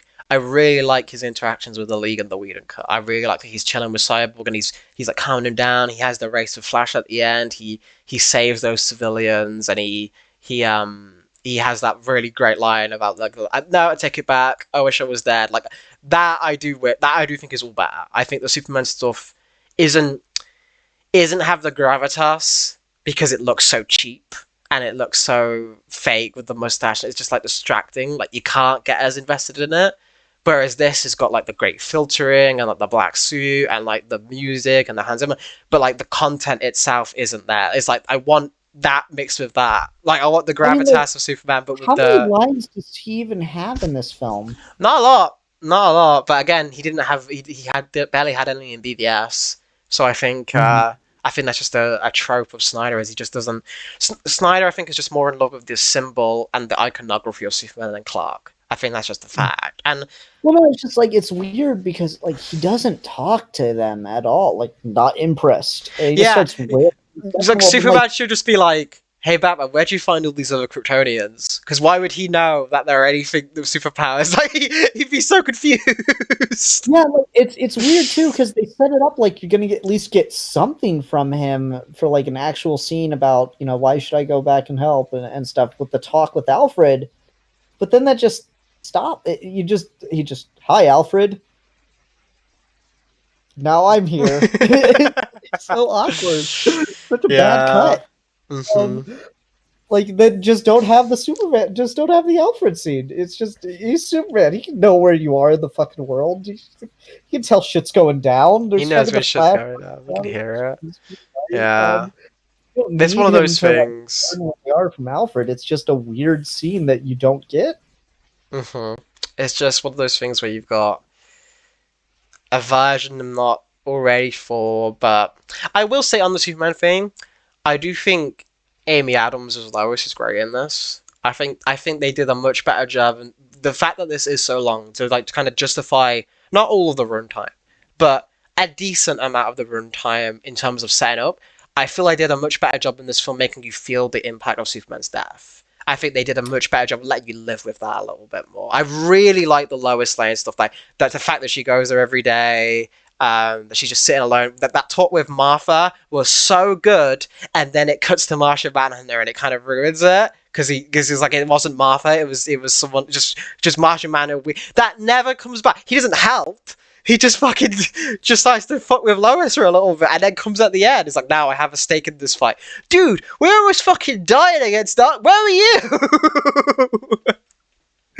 You could have just showed up as Darkseid and told him, "Go home. I don't want to go to Earth anymore. This place sucks." Uh-huh. Like that's really fun. Like the Martian Manhunter stuff. Like it's cool to see him. I like his design. I like the actor, but he is so shoehorned in for the sake of it. It's kind so of hilarious. it is entirely pointless in the most painful way. Yeah, no, that's pretty bad. I kind of hate it. What I want to get your thoughts on that because I think I've gone over the things that I liked and um I'm still again more favorable in this movie than you are, but it is one of those things where like people who say this is like cinema or even with like how angry you are about this is like this isn't like BBS where it's like actually trying to be politically insensitive or all of these things. This is a generic event comic, right? It's just got a safer tone filter that especially like common comic book fans, because I see people who really stand this film like, oh yeah, it's like based on Dark Side War. It's like Dark Side War isn't good either. Like it's like this is I think the general public's first exposure to a DC like a lower end DC comic book event that I think people just like are amazed to see because like of the fact of that this isn't about like the misuse of power or like the the good of man or anything. It's superhero team up movie where they learn to get over their functions by being a team. It's the most generic kind of staple, and I think that works. I think that is fine for a Justice League movie plot. What I think is funny is that this it was praised as like revolutionary and so impactful, and but at the same time I don't think because of that I don't think it's worth getting mad about either. It's like an event comic, like it really does feel the most like that, where it's just like like that's where I'm kind of at with it. I don't know, because I do want to talk about Joker specifically after this, but what do you think about that reading of it, that portrayal effectively? I mean, you make it sound more harmless that way. So that might be a better way to think about it. But it's just so painful to sit through it. Like, dude, I just don't get it. I don't understand. Like, we were talking about this in the server in the Discord the other day. Geeks for Fun Discord, go join. And I'll send an invite actually while we're here. yeah, it was like, oh man, it's so good. I'm like, okay, I am absolutely convinced that no comic book movie is actually good or bad. It is 100% at this point down to public perception, because like I was there when Green Lantern came out, and I'm like, yeah, this is a good basic superhero movie. It's pretty basic origin stuff, and people are like, oh, it's the worst fucking comic book movie of all time. And then fucking just everything. It doesn't matter what it is. Like Thor came out, and that movie's fucking boring as shit. And people are like, man, the Marvel Cinematic Universe has another hit with the Thor movie on their hands. I'm like, ugh. Fuck this noise. And now this comes out and people are like, yeah, no, this is really, really good. It totally fixes all the problems of the original. I'm like, no, it's just a really bad movie. It's a longer version of a bad movie, guys. I'm convinced that just all you need behind a comic book film at this point is a hype train.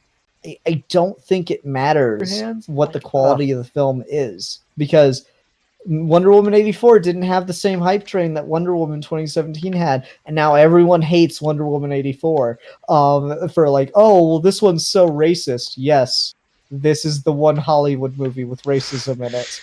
You're correct. Let's move on from that. It's the only Hollywood movie with Muslim stereotypes to ever be produced. I can't believe they got away with it. Those bastards. I think, what are we for? Yeah, it's racist. Not any more so than any other Hollywood movie. You only notice the racism because of Gal Gadot. It's just like I'm convinced that the only reason that people like this movie is because of like the underdog story behind it. Oh, Zack Snyder got removed from his passion project after his daughter's suicide, and then they put in sexual abuser Joss Whedon to run it. I'm like, yeah, no, there's a lot of really shitty decisions and shitty things that happen, but like, this is a fucking terrible movie. Like, there's nothing you're gonna say about the production of it that like forgives anything of it. Like, oh well, they just people really wanted to see everything. That's cool. People really want Cell and DBDC. We're not doing it because we're competent storytellers. I don't know, man. Job. I want to put in those. I want to on the next movie cut. I want to put in those black and white chapter titles. I think that was. I think that was pretty good. Yeah. Yeah. Like, that's your job though as a storyteller, is to show people the best version of your story, to show people what they need to see. They might want more, and to a certain extent I understand that. I would certainly like more scenes of some of my favorite movies, and that's what the DVD extras for. That's what fan edits are for. Those are for the fans to go off and do the cool exciting stuff, or the kind of like unbalanced cuts of films. That's not what you do the proper release of a film for. It just doesn't work. Like, could you imagine if this came out in theaters? Like, the only reason this is allowed to come out the way it is because it's on a streaming service. If you tried to release this in theaters, it would have flopped terribly, because it's a 4-hour runtime for something that no one was excited to see. Like, you got the Snyder Cut trending. I really, really am curious how well it's doing for HBO Max, if it's gotten people to subscribe, or if more people just pirated it because it's the talk of the week, you know? I'm curious Um, about that too, and I'm curious what its longevity will be because again, I think this is even generous. I don't want to rewatch this in the form it currently is. And I've seen people who've already watched it like 3 times. I'm like, guys, how do you have that much free time? Like, how do you do that with your lives? You watch a 4 hour movie multiple times. If you've got that worked out, then great, I guess. But it's just kind of baffling to me. But the I guess the thing that because like you're right, this wouldn't have been released in theaters, and I don't think it. The thing that I'm just kind of confused about the most out of all of this, and you let me know if you agree with this, right? Is okay. Is bloated.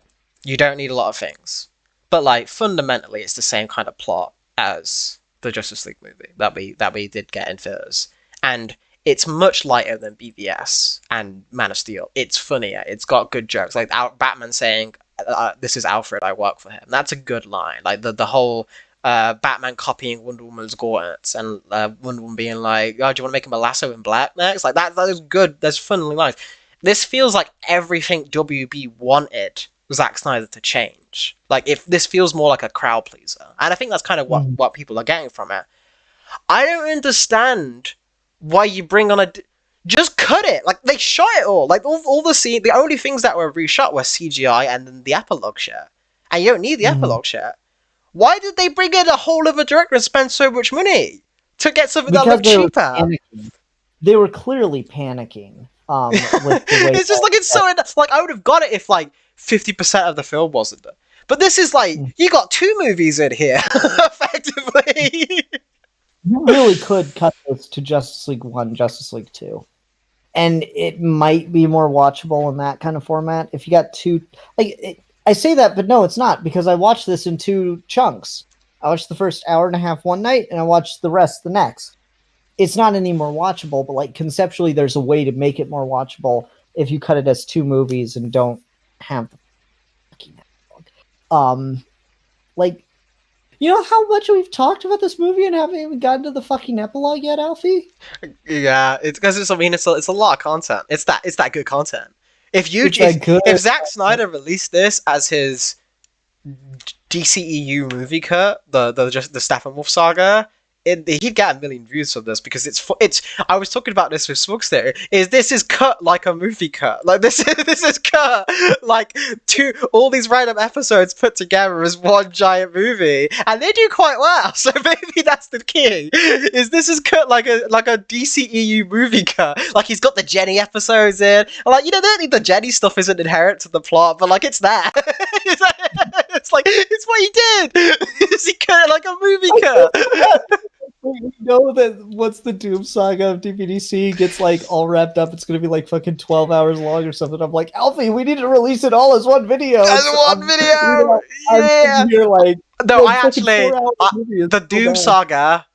Like, if it has to be just a certain half of it or like certain parts of it, I want to get it to be like at least one part of the video to be the exact runtime of Zack Snyder's Justice League.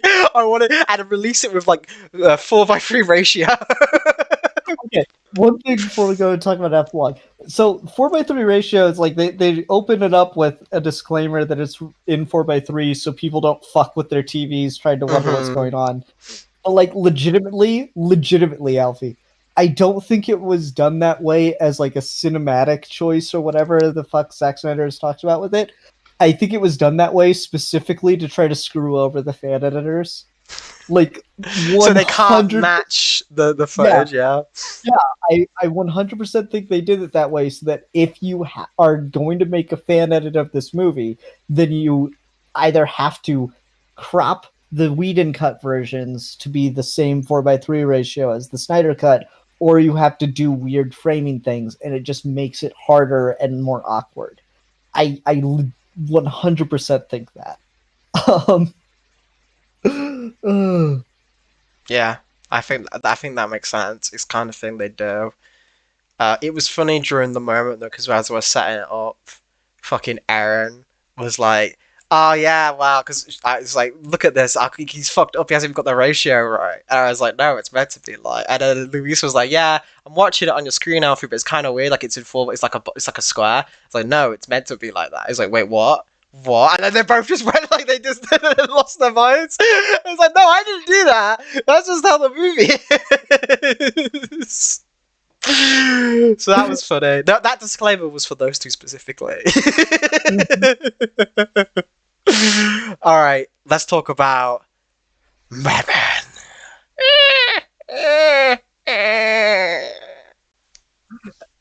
That was the most fucking like. All right, Has you know what it Jared Leto was? Joker been redeemed? Jared Leto Joker's been redeemed apparently to the internet. He's now cinema. I've here's my crackpot theory. Okay, Okay. I am now 115% sure that Jared Leto was cast as the Joker because he was at some kind of fancy Hollywood party back in like 2009 or 2010, and some executive at WB saw him and he was like, "Do you want to see my impression of Heath Ledger's Joker? This is how I got these scars." Like that's what he's doing. It's like he's been redeemed. He's not playing his Joker anymore. He's playing Heath Ledger's Joker. Like that's what he is trying to do. Is that scene like that? You cannot like the hair is long again. He doesn't have the fucking damage tattoo. He doesn't have the grill in. Or He's kind of anything. got cuts. He's just playing. Yeah, he's just playing Heath Ledger's Joker there. Like it's 100% a copy at that point, and it's a better Joker, I guess, if I could see it.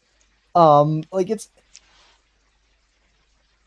I was messaging with Erin about this because she was saying you were a coward for not coming out and openly hating the movie. But I was messaging with Erin about this, and I'm like, he's not even in focus. Like, there's the fucking sun's there, and then like there's a close up on him that drifts in and out of focus. And she says to me, "Well, I can't feel too bad about that because it's like literally all they had, and people were asking to see everything." I'm like, no, that is an excuse. Someone on set was filming him with the sun directly behind him. And this is the one scene that they filmed last year. This is a new edition. This wasn't in the original cut. Yeah, that's what I was thinking. Like, I'm pretty sure Jared Leto was not in Justice League whatsoever. No, this was specific. Ben Affleck got brought back, Amber Heard, Ray Fisher. They all came back and they effectively filmed this in Zack Snyder's backyard. Yeah. Fucking Christ. Like, just... So why? What possible excuse is there for it to be out of focus? The fucking DP wasn't doing their job. Like, do they have autofocus turned on and Jared Leto's doing this shit or something to the camera? Like, what the fuck was it? Like, you literally can't see it. It's incompetent filmmaking. So yeah, but Batman got to drop an F-bomb, so like cinema. I'll fucking kill you.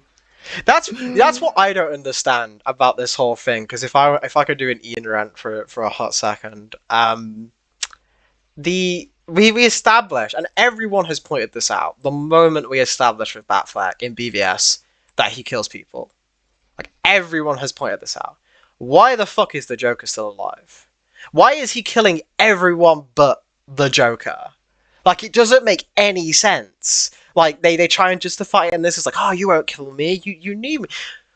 It doesn't make any fucking... Like, if you killed Robin, you think the thing that would make Batman snap, and you'd have justified this version more inherently, is if you're like, okay, yeah, the Joker's dead, and we just don't do the Joker in this, but like, Batman killed him, and that was the thing that he's been on this. This is the Batman of the Dark Timeline that you always fear about, like in the comics, where it's like, if I kill him, I won't be able to stop myself. This is that dude. This is that guy. If Dick Grayson got killed instead of Jason Todd, this is what Batman would become. You can make a good story out of that. That's a good, like, Elseworlds take.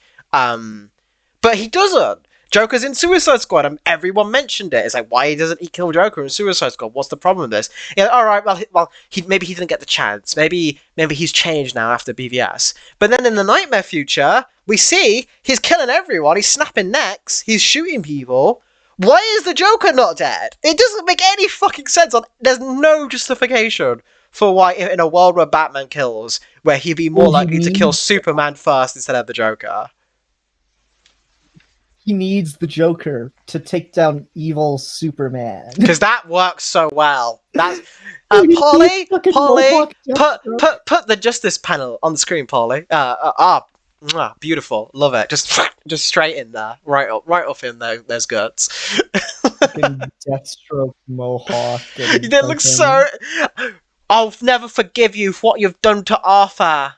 I use my water powers, gone British. British Amber Heard now. She wasn't in the Aquaman movie. She wasn't like that. No, but now she's. I can't believe what you've done to Arthur. You've broke my heart, you bastard. I can't believe we copied Zack Snyder's characterization of Mira for the Entity Saga. Fuck. At least she had the rage entity in that one. At least she was justified. She's kind of badass. I don't know what this one's expecting to do with a goddamn machine gun on her back. Oh boy, it's so funny. And then the Deathstroke tease. Superman's hard to beat. And then like the funny thing in that nightmare scene is like Cyber's like, all right, we need to get out from the open again before he finds us. He'll be able to find us if we're out in the open. Put a pin in that one and come back to it. Didn't they fucking just have like this 5-minute incomprehensible bullshit scene with the Joker and Batman arguing, and then Superman finds them, and I'm like, yeah, you guys should have fucking listened to Cyborg. What the fuck? But also, why does it matter if you're out in the open or not? Like, how do you hide from Superman? Like, like it's one thing when you got like Superman who's not trying to, violate people's privacy, and a Superman who's trying to be, moral, upstanding citizen. You got evil Superman. How can you possibly hide from evil Superman in any situation? Like, even in Justice, it's like, oh yeah, they're in a mine, iron mine, deep in the Russian tundra. I'm like, okay, he can still hear you though. So like, what the fuck? And at that point, you'd think, he can't find us because we're in a lead shielded place. Yeah. So he's gonna check the one place he can't see. Like, you think, like, it's effectively a glowing blocks at that point. It's like, all right, I can see it. Can't see in there. Let me go check. It is ridiculous. Yeah. And again, the idea that the Jared Leto Joker is the key to defeating evil Superman is just, okay, I guess. Sure thing, buddy. But yeah, that was the plot of Dark Knight Returns. No, Superman knew where he was the entire time. Like, what are you talking about? That was the plot of Dark Knight Returns. And in Superman, in that film, and the comic, is explicitly trying to give Batman chance after chance. If he wanted him dead straight away, that fight, Bruce is very explicit. Like, the only reason he did as well as he could is because Clark's still soft on it. Like, Clark isn't trying his hardest against him, and he just got hit by a nuke. Like, it's a very big difference between that and anti-life Superman. Like, it's very big difference between that. Yeah, so, no, just that whole fucking scene with the Joker. Like, Alfie, I watched it a day ago now. Mm-hmm. And I don't even remember what the fuck they talked about. It was just, I was so distracted by the way it was filmed that I just had no idea what the fuck was going on. They talk about Robin, Jason. Oh, I killed Robin. Blah, blah, blah. Harley Quinn's dead, and she told me to fuck. It's like they're having a dick measuring contest with each other about like. Well, they're dropping so much information, but like none of it's about what's going on in the nightmare world. Like none of it's related to that in any way? Question mark that like informs you or tells you what happened in this world. You just Darkseid's lording over Superman now, and I'm like, but why though? I'm so confused. It's just there for fan service for like the toxic fans that did nothing but demand this movie for 4 fucking years. And again, the point I made at the very beginning here, the hashtag was always release the Snyder cut. I want to be very clear. This is not the cut that they were hiding. This cut did not exist. Hmm. This cut was made because of COVID and all the demands and stuff. But like this was not suppressed. This cut had to be made. They had to take time to come back and film additional things. They had to take time to do corrections. They yada yada yada yada. This cut was not pre ready to go. So like the I don't know, the premise of releasing the Snyder cut is just inherently flawed. Hmm. I will say though, I was in the camp where I was like, I didn't. I was legitimately surprised at how much stuff in this, just by the nature of the beast, like color grading and like effects aside, like CGI stuff, was filmed with the actors and ready to go. That is, I think, the thing that shocked me about it is just like how, like, again, the most surprising thing is that I do not in any way understand why Joss Whedon was brought on, why Jeff Johns went at that point. It because at first I was kind of like, okay, if they shot like 50% of the movie and they didn't have it rest filmed, and then they kicked Zack Snyder off. All right, bring in another director because you have to still film stuff with the actors and stuff. Like you still have to finish the movie because you can't release it in that state. But from everything they filmed here, and they don't use any, and Zack Snyder was only on there for so long, it really, the only thing they had to fix up was CGI and effects, and that's it. You don't have to. That nightmare sequence is all they refilmed. Like there's nothing else in here that they brought the actor because the actors weren't free. Like it was just Amber Heard, Ray Fisher, Ben Affleck, Jared Leto, and you can tell because Ben Affleck looks a lot thinner than what he, like. You can tell that's the new stuff. Like I just don't understand why they wasted so much money.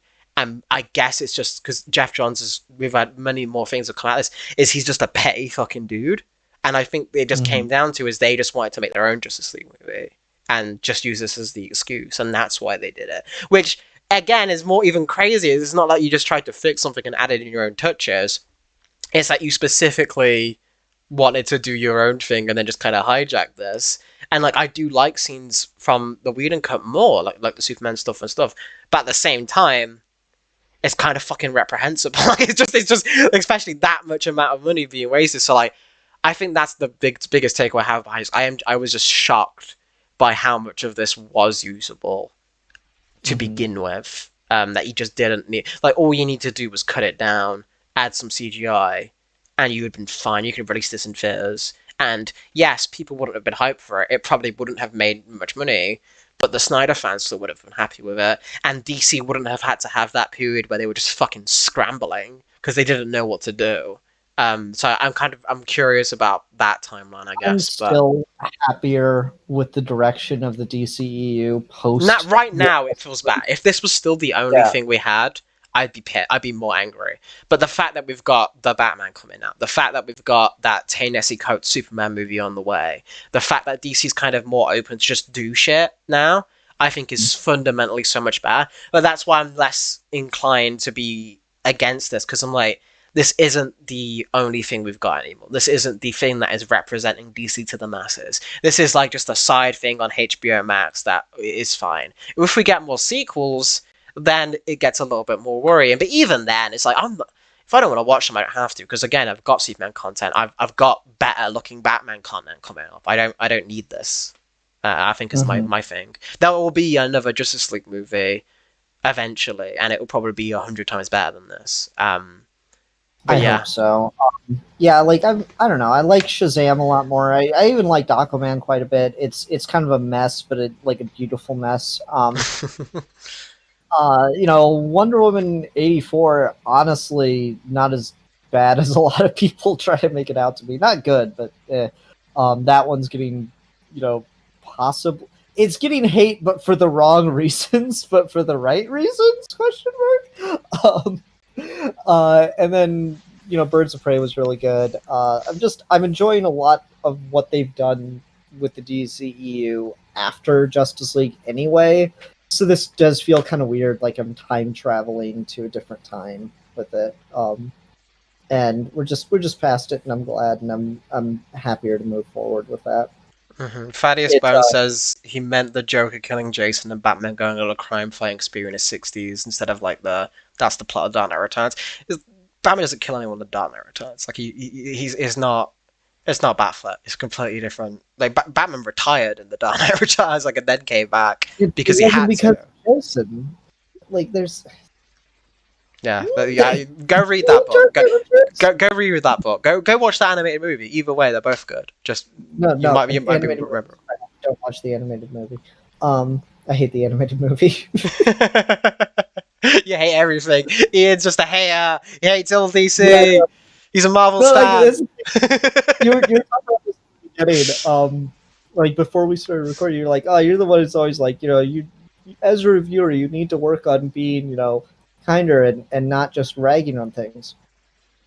This was my one. This was like the one time I'm going to indulge myself and allow myself to get so negative on it because of how much I disliked it. Like Mhm. every other time, like even when I don't like the movie, I'm usually willing to be more soft on it and not go super hard because I think it is just too easy to fall into that really negative criticism hole, and that's what drives clicks is talking about the thing that everyone loves and really really hates, but you really really hate it or whatever. No, like this movie angered me on a level like all the nicety I've been giving to every other movie. Like this one is my indulgence. I think that's really interesting. I think that's really because most people that was like BVS and like I think maybe because if there are people in the live chat right now who are like, oh, I hate you, I hate no, everyone's been lovely, but like if people are watching and they just don't want to comment or something, you said something interesting to me about BVS, which I think might color your reaction to why this film pissed you off so much. Oh yeah, I really liked BVS, or not really liked. I enjoyed BVS for about a day or two after I initially watched it in theaters. Like I was a Man of Steel defender for a number of years too. Like you can go watch really old episodes of Geeky Gentleman, and like me and Steve will just go on like 30-minute arguments about whether or not Man of Steel is a good movie.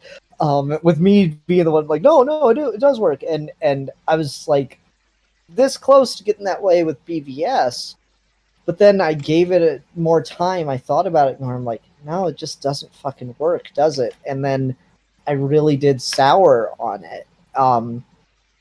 And so going into this, it's not like I don't get what Snyder's trying to do. It's just I legitimately think that there's this cult of personality around Snyder where people are willing to see the seeds of these ideas because he's got really good seeds of ideas, but he doesn't have anyone to help refine those and mine them for like the best version of them.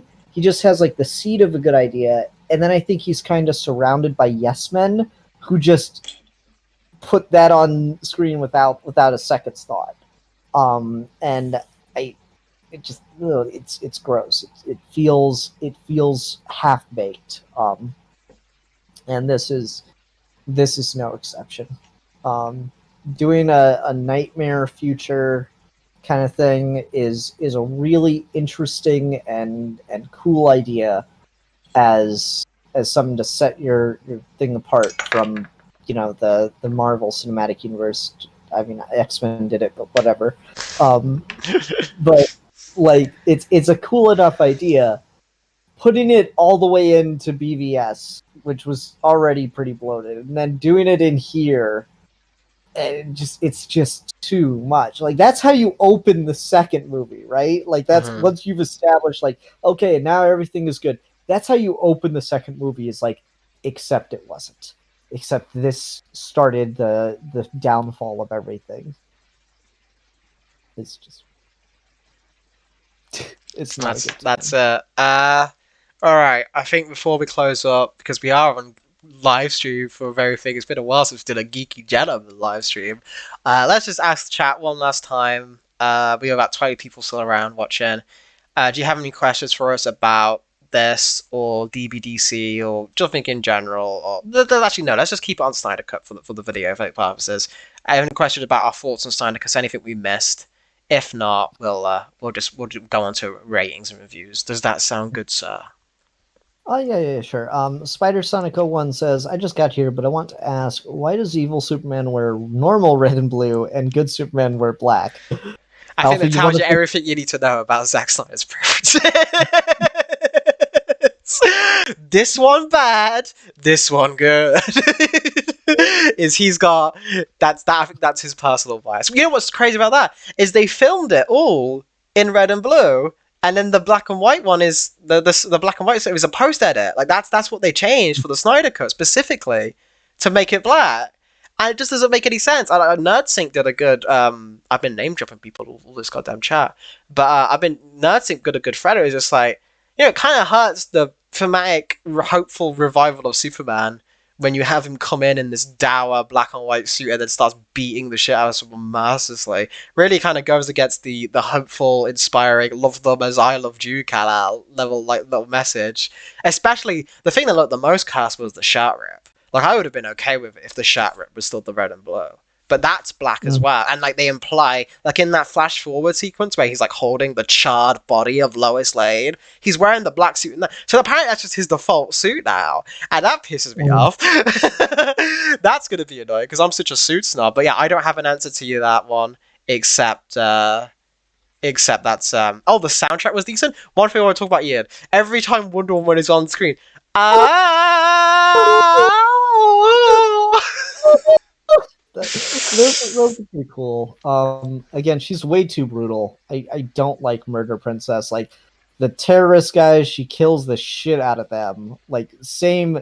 It's Snyder trying to do the Batman warehouse scene that he got a lot of praise for, but with Wonder Woman, it's entirely too brutal. But it is cool. Like the music cue for her, I do like the music cues for everyone having their own theme and stuff like that. I think that's pretty cool. Um, why does Ezra Miller's run suck? Yeah, it does. It is like really like goofy looking, isn't it? I mm-hmm. mean, they're having a really hard time getting the running at super speed down on film and having it look good, because I remember watching like the first episode, one of the first episodes of The Flash, and like he's running on the treadmill in one scene. It's just like looks so goofy because his hands. Yeah, It's they're having a hard time translating that to live action for sure, which is weird.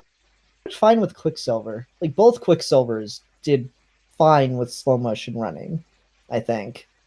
But for whatever reason, the Flash, maybe because it's like more of like a, the full body costume makes it look weirder or something. I don't know. maybe. I like there were less part like his run is weird in some scenes, but then other times it's fine. I like specifically for like that ending, like reversing time one. I liked it quite a bit because that was when it made more sense for him to just be like full by everything in it, and like he's got that gaping wound that he's trying to heal. Like I think that one made sense for him to be kind of just flailing a little bit because he's doing this for the first time, like he's not in control. That made sense, but like genuinely, yeah, it's weird that he runs like he's like he's not even like poised up or stanced up or anything. He's just like kind of flailing. That is Mhm. weird. I do I like do the agree. pose going into the run though. Like Uh that's huh. the like leg all down and stuff. Like that's kind of a cool like starting position. Not gonna Mm-hmm. lie. But yeah, the running itself is kind of awkward looking. That to me would get like more to the realm of not necessarily nitpick, but like you kind of scraping the bottom of the barrel. But I wouldn't normally complain about something like that. That's just it's hard to think of dynamic ways to shoot certain things, I guess. Mm-hmm. Mark Well, I think. XMR, is this the case? Is the Snyder cut good, but people are saying it's bad for clicks? No, like that's the thing, is the hype train now is to be positive to the Snyder cut. Yeah, that everyone's like just again like getting better Rotten Tomato scores. People who've hated it before have said, "Oh, no, it's genius. It's best superhero movie ever." I do think the type has gotten to a lot of people. I'm curious to see how long that lasts. Because Mm-hmm. people were like that with Endgame, and then people really soured on Endgame, and I think Endgame's a much better film than this, but people really soured with that over time. And I'm going to be curious to see once they've got it if like the Snyder Cut fans are gonna slowly turn on each other. If like that have ate the carcass, do they realize their stomach can never be full? Oh man. What would you see as a what would you want to see as a comic movie adaptation? My vote is for Superior. Um, I don't know. That's a harder one. They rarely do just straight adaptations. It's always just some kind of mucky Twist, version of a yeah. thing. Yeah. I don't know. Something like really particular. I'd like I'd not. really I'd really like to see if Zack Snyder's ever gonna do another superhero movie, I don't want to see his Justice League sequels. And I think he should have just done this to begin with. I think he shouldn't have done Man of Steel Iron Man. I think he should just start with this. Is he should just do a Dark Knight Returns movie, like he did for Watchmen or 300, like just panel for panel. He should just do that. Mhm. I think that would be much better for because he doesn't have to write it. Like Frank Miller's dialogue is just perfect, and then you combine that with like those Watchmen-esque visuals for the paneling, and I think that would be great. They should have just done that to begin with, but they can still do that down the line. I think that's not what my ideal comic book movie pitch, but just while we're on Zack Snyder, if he wants to touch a superhero material, I think that's just what he should do. I think he should just leave all this behind and just, if he wants to touch Batman again, do that. I think it would be Mhm. fine. And you could keep Ben Affleck and Henry Cavill, honestly, because at this point I don't really care about either of them. And Ben Affleck's getting older, so why not just the suit's basically the same. Henry Cavill basically plays the same Superman in Dark Knight Returns, where he's kind of a mook. So just why not at this point? Mhm. Yeah, I don't know. I'd like some like crazy adaptation of a thing that like no one has ever fucking heard of. I just like fucking Batman Snow. There we go. Batman Snow is the Batman 2 is just snow. That'd be a Mhm. fucking twist and a half. Uh, I don't know. There's at this point they're not even asking Snyder cut questions. Yeah, I So think it's good yeah. to cut out here, buddy. All right. For Let's ratings, do yeah. ratings. Solid 100% 0 out of 5 mother boxes. Oof. I've definitely again the longer time goes on, the less And just generous for I the am. record, I'd give the Whedon cut probably like 1 out of 5 mother boxes. Just so I'll do a weed and cut rating as well then. Over time, we've become less generous, and again, it's only been a couple of days. I'm kind of having that BVS effect that you talked about with this film, but at the Hmm. same time, I'm less inclined to because again, um, I still this is clearly still Snyder putting his thing out there. There are a lot of stuff in this I do like. I'm glad it's out there. I don't like the circumstances it came about, but now that it's out there, I'm glad it is. There will be a better cut of this movie to come from fan edits, which will probably bump up the rating a little bit. But overall, I didn't have a bad time watching this film, which normally with the DCU Snyder movies, I kind of do have a bad time watching. This was the first time I actually had I enjoyed myself relatively well. It didn't blow my mind, didn't Snyder pill me. I wasn't Zactivated despite the comments, but I thought it was fine. I thought it was a good, decent Justice League movie. If this came out in theaters, in that streamlined form, I would have been fine with it as like the Justice League movie we had for now. I kind of put it on the same level as because I'm not wild about the first Avengers movie either, but I thought it was what you needed. It was serviceable, and this is kind of the same tier for me at the moment. We'll see if I get tired on it. So I'd give it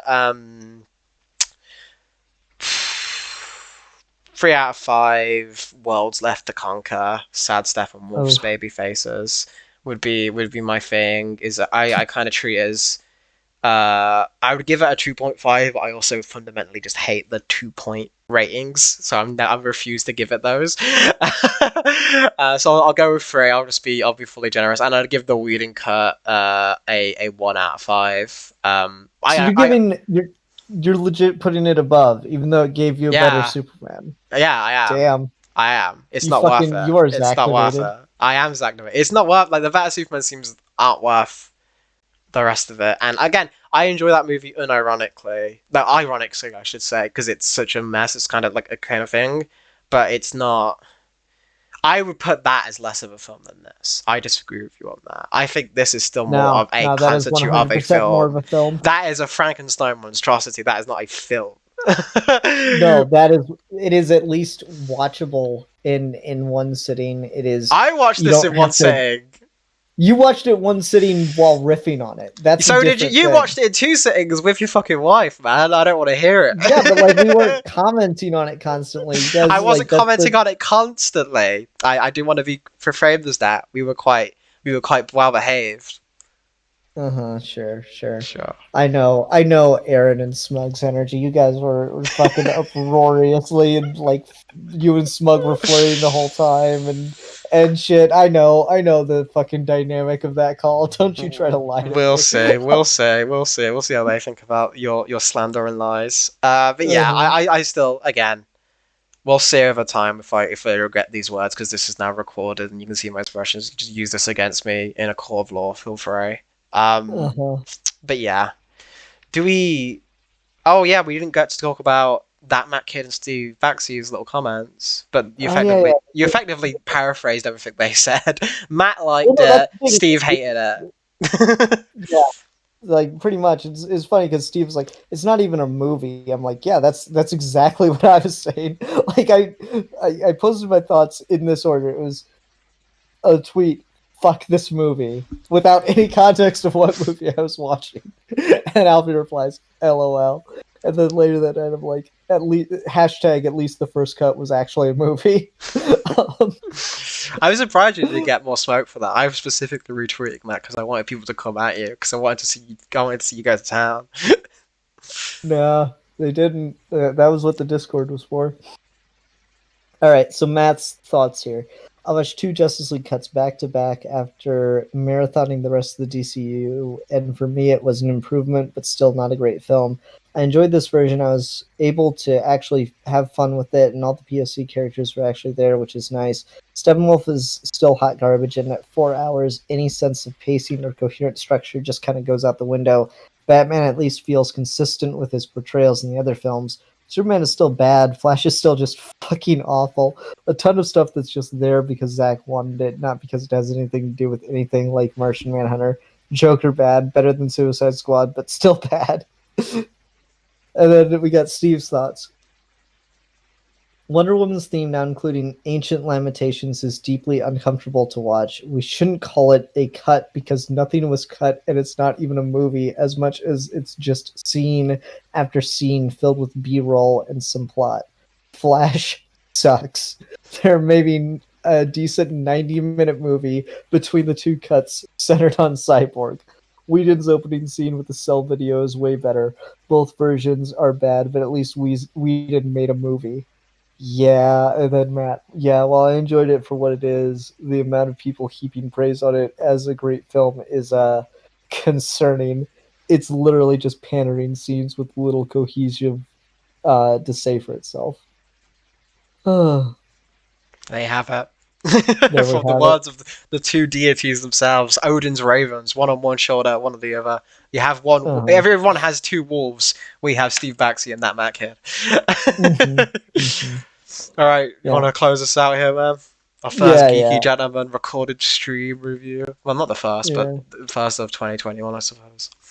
Yeah, there we go. Save that one. Good save. Good save. All right, everyone. Thanks very much for watching. Until next time, I'm the Philosopher. And I am the champion of the oppressed. And we are your Geeky Gentlemen, and we will be discussing things.